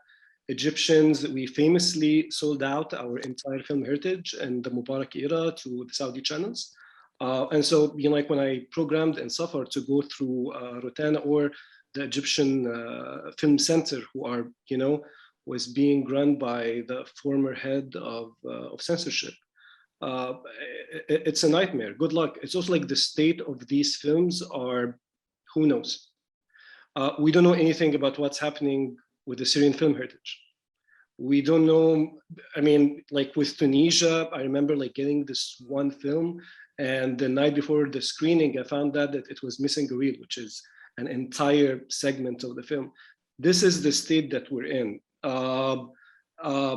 No, it will still be an issue because there will still copyrights and they will not expire afterwards, because, you know, like they're still in firm control of the government and of the stations. And even if the right expires, you still have the issue of, again, what is the question of preservation, the question of, you know, I mean, when I programmed Yusuf Shaheen retrospective in Carlo Vari 2 years ago in 2019, it was the easiest thing to do from Arab cinema, classical Arab cinema. I mean, not like anything that's been produced in the past 30 years, because that's easier to get, but simply because I had to deal with one company. I'm not talking from any theoretical point of view. I'm just talking purely what's on the ground, what we're facing as programmers.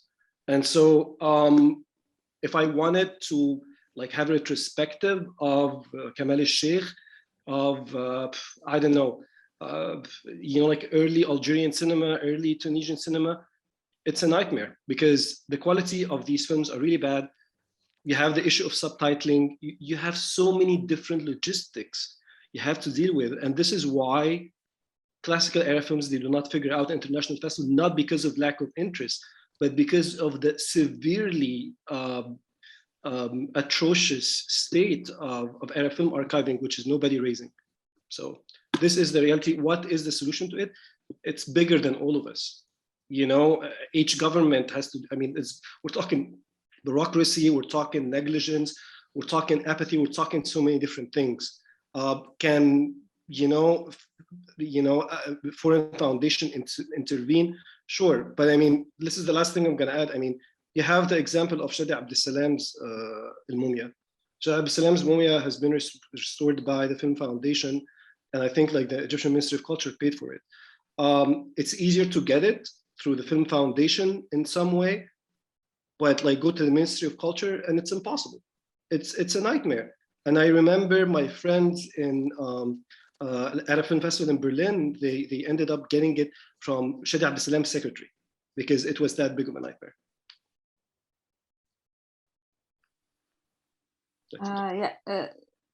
Sorry, I'm sure Shaima is also dying to say something, so I'll make it very short. First of all, thank you, of course, Joseph, for pointing out the issue with the archive. Docsbox had already last year a conference about it here in Leipzig, and they even issued manifesto with regards to archiving, and there is a lot of talk recently about that, so it's not a forgotten topic, and you are pretty right that it's of major importance. And this is I think, and here we can complement each other's, because when I speak about history and that we need to, go back to history and try also to be very aware of how we look at that history and what sort of discourses and notions we are using, it's actually, we can't do that without the archive, of course, we cannot do that. Now, also with regards to the idea of epistemology, I mean, epistemology is one thing, but of course we are the ones who are creating this epistemology. And this is why I was kind of trying actually to make us very aware of what we are actually using. And the term Arab Spring, with all respect, of course, to Professor Dabashi, Spring was first, a term that was used by Western media. And so I can't use it without putting it in brackets. I'm sorry, with all due respect. And if I'm looking, for example, if I'm using women filmmakers as an epistemological proof for the changes that have been made, or that the revolution, so-called protests or uprisings brought about, again, I have a bit, of my doubts, because if I look at the work of, for example, a German philosopher, von Riedeker, she was speaking about the evolution for life, and in her accounts, she speaks about actually a feminist revolution all over the world. We have a rise of feminist movements, and ergo also of films made by women. A lot of films, for example, come also even by indigenous women, making films about ecological problem, which is a totally new also movement. And in that sense, we cannot detach actually Arab, women filmmakers anymore. If we particularly think also here of a female, of a woman filmmaker from the Arab world and from Palestine in particularly, who has made a film about this ecological problem. I mean, I'm speaking, of course, of Jumana Manna's latest films. So here, we have an opening of the so-called national, from the so-called national, which is anyway, always, as you said, fragmented, but it's also the national presentation of the national has actually, particularly in the case of someone like Jumana Manna, who is a 48 Palestinian, it has to go beyond the national if it wants to exist and if it wants to connect. And actually our only chance for this whole planet is actually to connect worldwide, and to perceive ourselves not as this big Arab or, Middle Eastern, which is anyways an antiquated, an old term.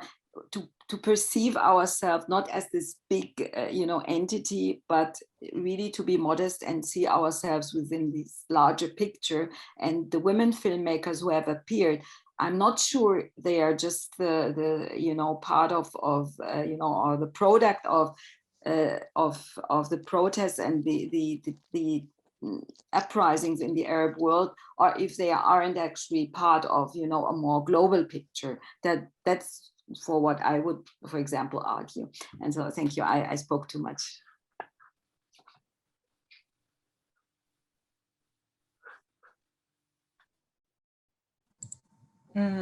Sorry, it's difficult to unmute. Shaima, you wanted to say something? I just wanted to add one more very kind of simple thing about the archive question. I think it's sort of in addition to what Joseph was just saying extensively, and that's access to these archives.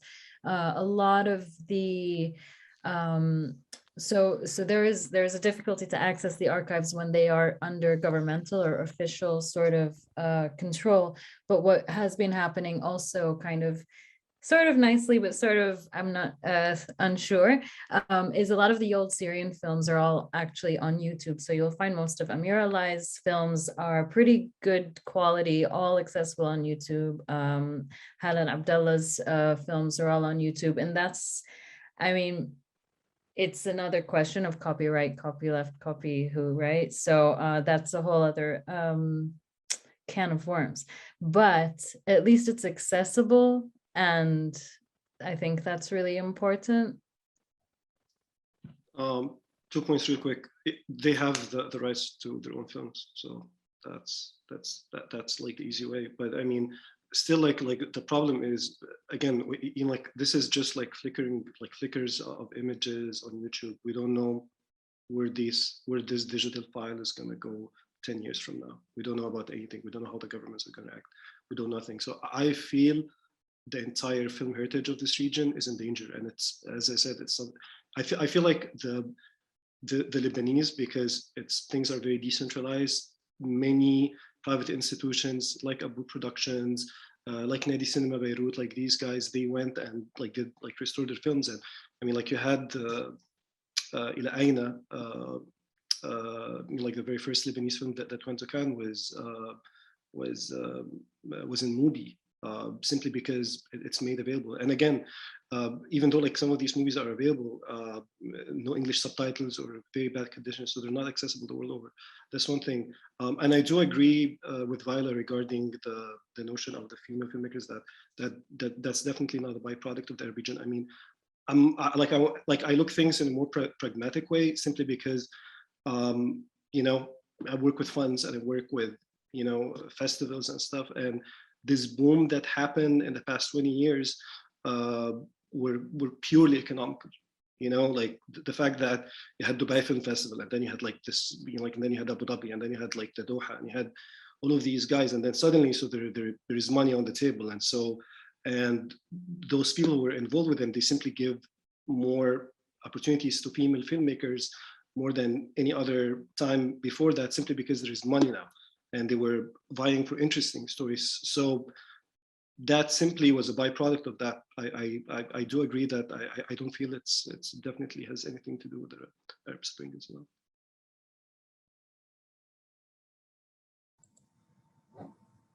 Thanks a lot. I think there's so much to say from your perspective as film programmers as well. And I was interested to talk more about that, but I think we're limited on time. But as Joseph briefly mentioned, and also Viola, there's always the difference between what is shown in the West and what is shown here in the Arab world, what people are interested to see, and then what the West is interested to show about people here.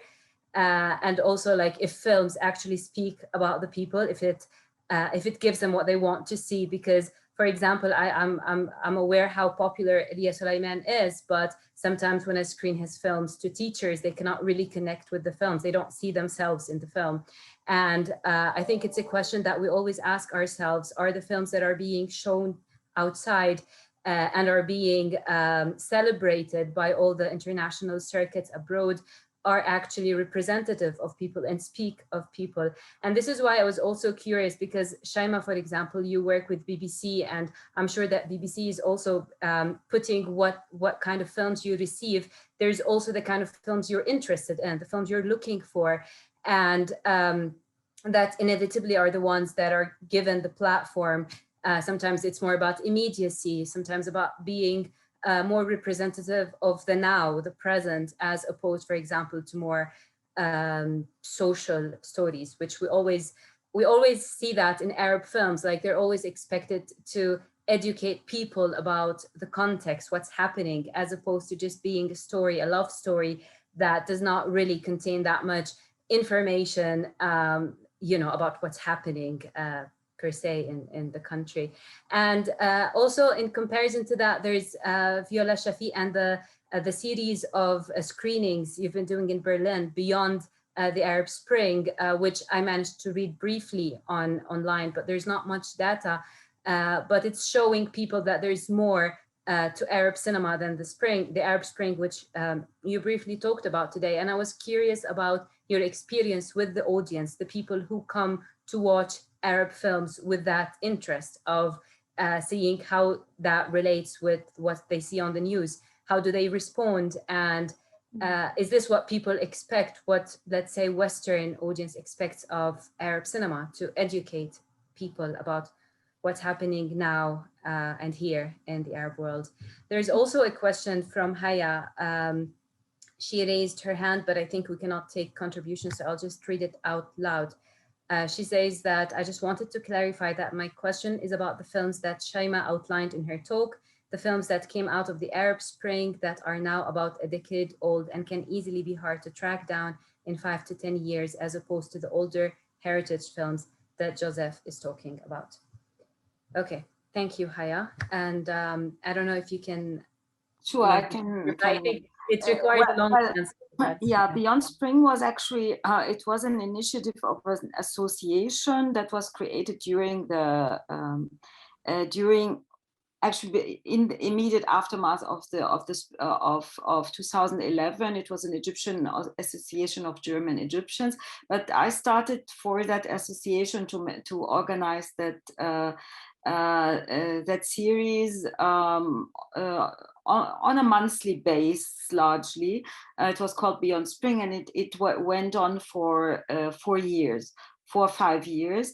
But we had to stop because it closed down. But actually, recently, after the pandemic, together with a curator from the Al-Film Festival, the Arab Al-Film Festival here in Berlin, Skandar Abdallah, we had also we curated a series that is called Hirak, a movement in Arabic, and showed 8 films from different eight Arab countries. And the idea is, and here actually this was something I wanted also to mention, I cannot blame all Arab films, that they are explanatory or educative. This is really not, that would do great injustice to them. That's not true. People resist. I mean, a lot of filmmakers, one of them is Kamal Jafari with his Roof. He kind of really was able to snatch his film away from the German television and to give to the film a life on its own. And so a lot of these films that are supported, be it locally or internationally, there are filmmakers, who snatch their films away and try, to work in resistance. And this is something that we, as our job also as film critics and analysts, is to explain and to make to make visible and lucid to the audiences. And I think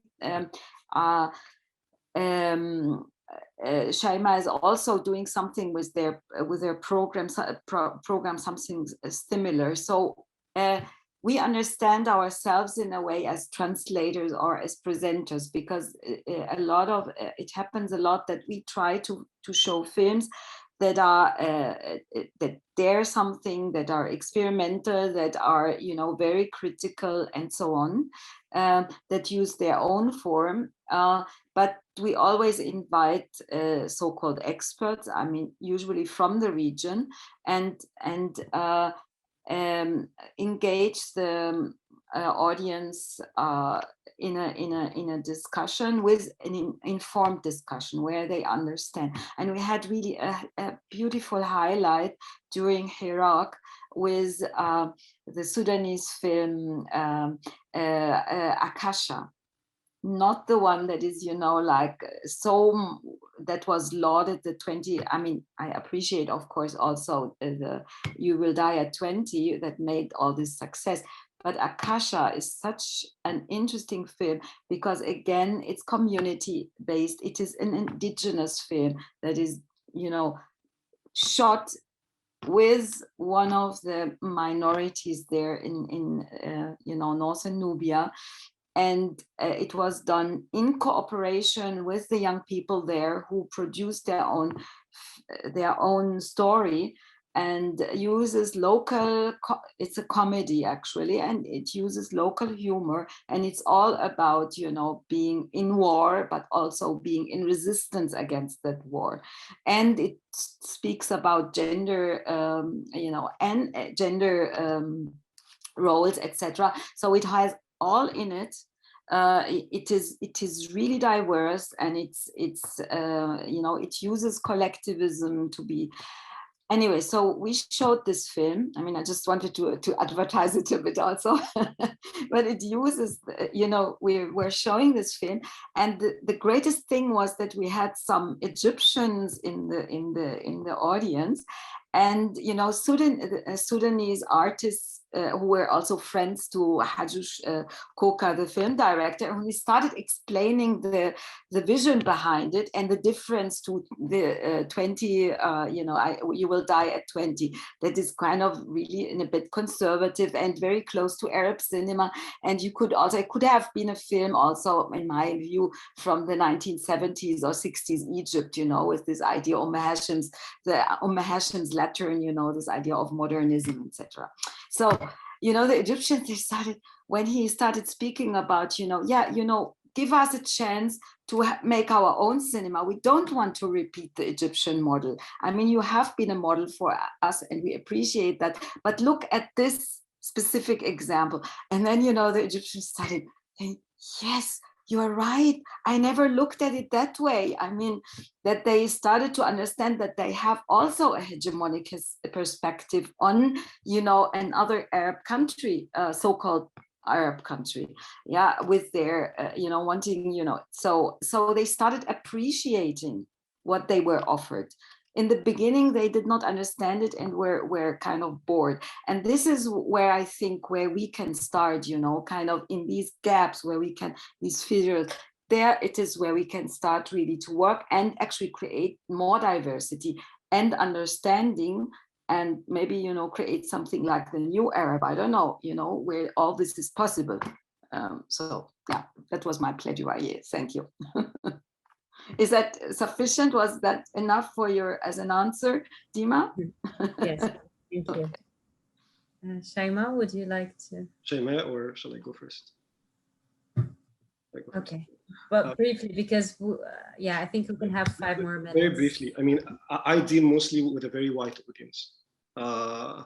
So I get, it's like audiences wise are like apples and bananas. Sometimes I would get exceedingly stupid questions and stupid comments, misinformed, and sometimes we get some very strong reactions. But when we did the Yusuf retrospective, I mean, we screened Cairo Station in front of 1,500 people on a weekend at 11 a.m. and everybody understood everything. Everybody was excited about it, but we do 2 things. 1, we provide literature, and 2, we always try to contextualize the films. So these are, I feel, are 2 indispensable things for programmers. Very briefly about programming films in the West and what the West wants on programmers. I feel like Western programmers, or like programmers in general, they get a lot of flake for, accepting some kind of movies and blah, blah, blah, and all of that. Most of my, the major programmers and the festival in in Cannes, Berlin, and Locarno. I mean, they're all good friends of mine. And I feel there has been a shift over the past few years over where there is these programmers and these major festivals. They have people who are very well informed about the region, who are diligent to show different representations of the region, and who are definitely more interested in genre. And this is what you'll see in recent like offerings and other film festivals. I mean, the one Arab movie that we have in the competition this year is a Kurdish movie called The Exam. It's essentially some sort of a thriller. But the very last thing that I want to say, so like, honestly, I do believe that the situation is improving in the sense that there is definitely part of the programming comes from white guilt. I'm not going to deny it. And sometimes programmers, they feel that this, I got a lot of, we are screening this movie simply because it's showing that women are that you know, like those who are suffering the burden of terrorism are not just the West, it's also Arabs themselves, regardless of how shitty the movie is.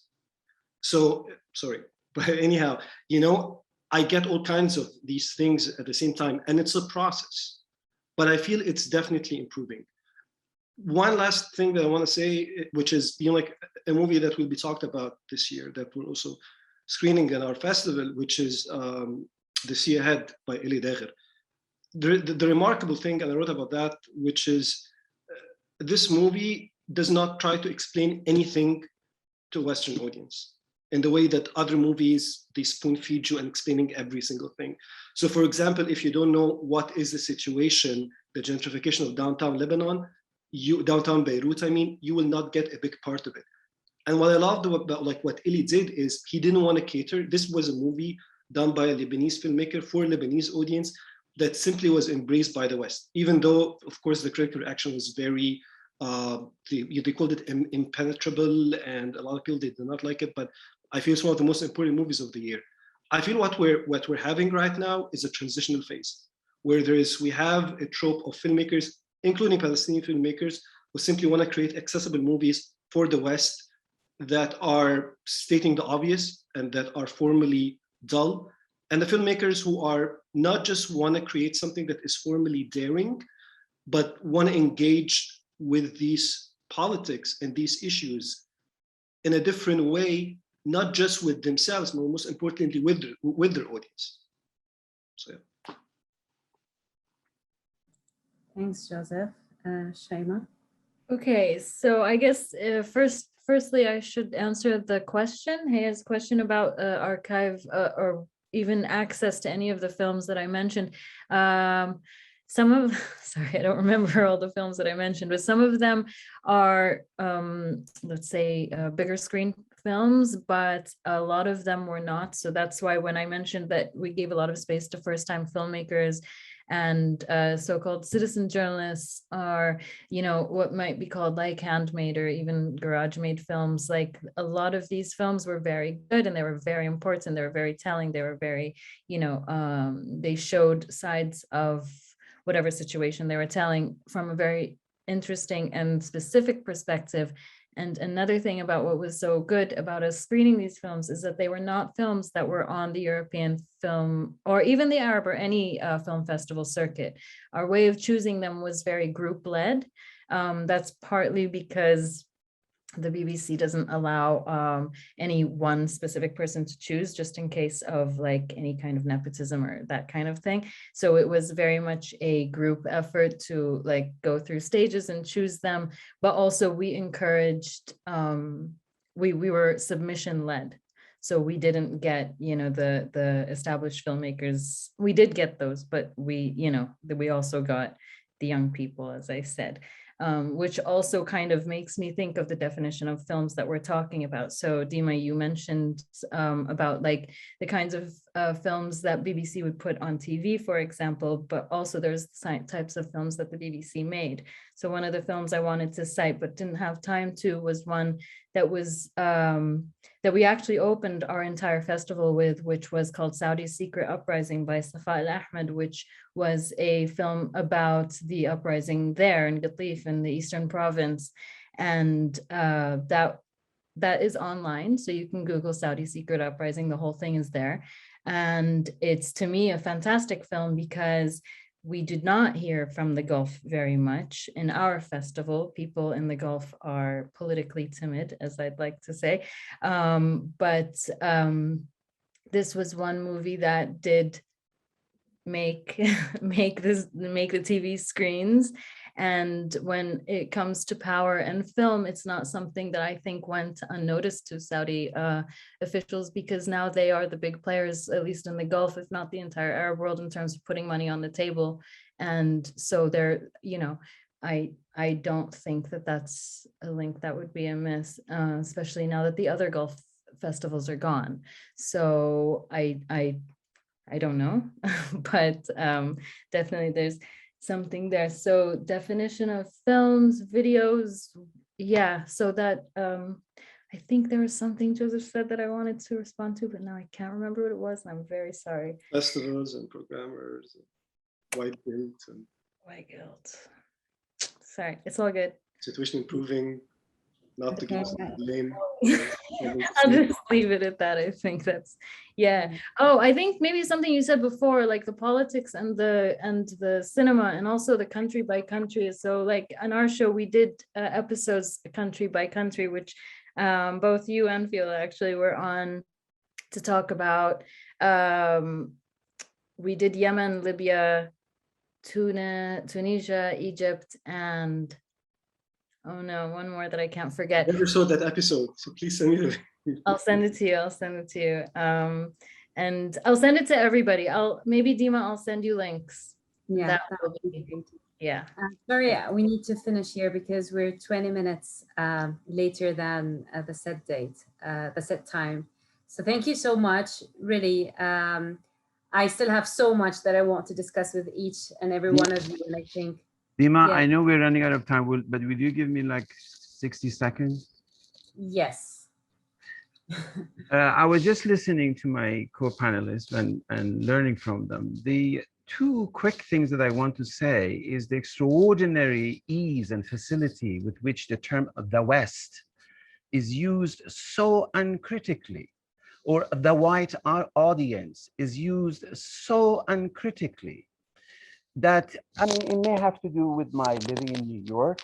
For 30 years, I have taught at the top Ivy League university, and the overwhelming majority of people that I have taught about Arab cinema or Iranian cinema are actually don't fit this category. In other words, patterns of labor migration and community migrations that have happened over the last 3-4 decades, the audience that we are facing is not this conception of white audience, which goes back to another major epistemological issue that has to do with Arab Gharb, that the overwhelming majority of Arab intellectuals, they just see themselves Arab and then Gharb, Arab Gharb. Not the fact that the Arab world is part of a larger global Africa, Asia, Latin America, that yes, Cannes Film Festival is in Cannes, or Berlin is in Berlin, but if you actually spend 2 days in Berlin Film Festival or Cannes Film Festival, is like a bazaar. And the only reason that somebody in Cuba gets to learn about Elia Suleiman is because of Cannes. There is no direct way of getting to know about Palestinian cinema in Cuba other than Cannes. And if you look at that, there is more agency in an Arab intellectual or critical thinker and involvement. If you are in BBC and curating a film festival for BBC, or if you're in Berlin and you're teaching Arab cinema in Berlin, you cannot eliminate yourself and say, oh, the Arab Spring is a Western concept. So what? Is it untouchable? Rabi al-Arabi was also almost simultaneously used in Arab press. In other words, you can also use it in Arabic, but be completely colonized in your critical imagination. At any rate, just to say, we need to question these concepts. Thank you for including me in the conversation. Thank you so much. I don't know if anyone would like to quickly reply to this. No, just like very quick. No, like personally, no, I deal with Central and Eastern European audience. They're very white. They're very white. Most of the programmers also they're very white. That's the one thing I'm gonna say. Okay, I think that requires another 2 hours. So thank you so much. Really, it was a pleasure talking to all of you. And again, I'm sorry for the hacking. And if you're interested to learn more about, like to expand more on the influence of the Arab Spring on Palestinian cinema, there will be another session next month. And then there will be another session with Palestinian filmmakers to discuss film aesthetics in more details. So also we will advertise about that, and I can send you an email about that too. Thank you so much for your time and your thoughts and ideas. It was a pleasure talking to you, and I hope you have a lovely day. Bye-bye. Thank you all. Bye-bye. Thanks, Dima. Bye. Thank you. Bye. Bye-bye. It was nice to see you all. Bye.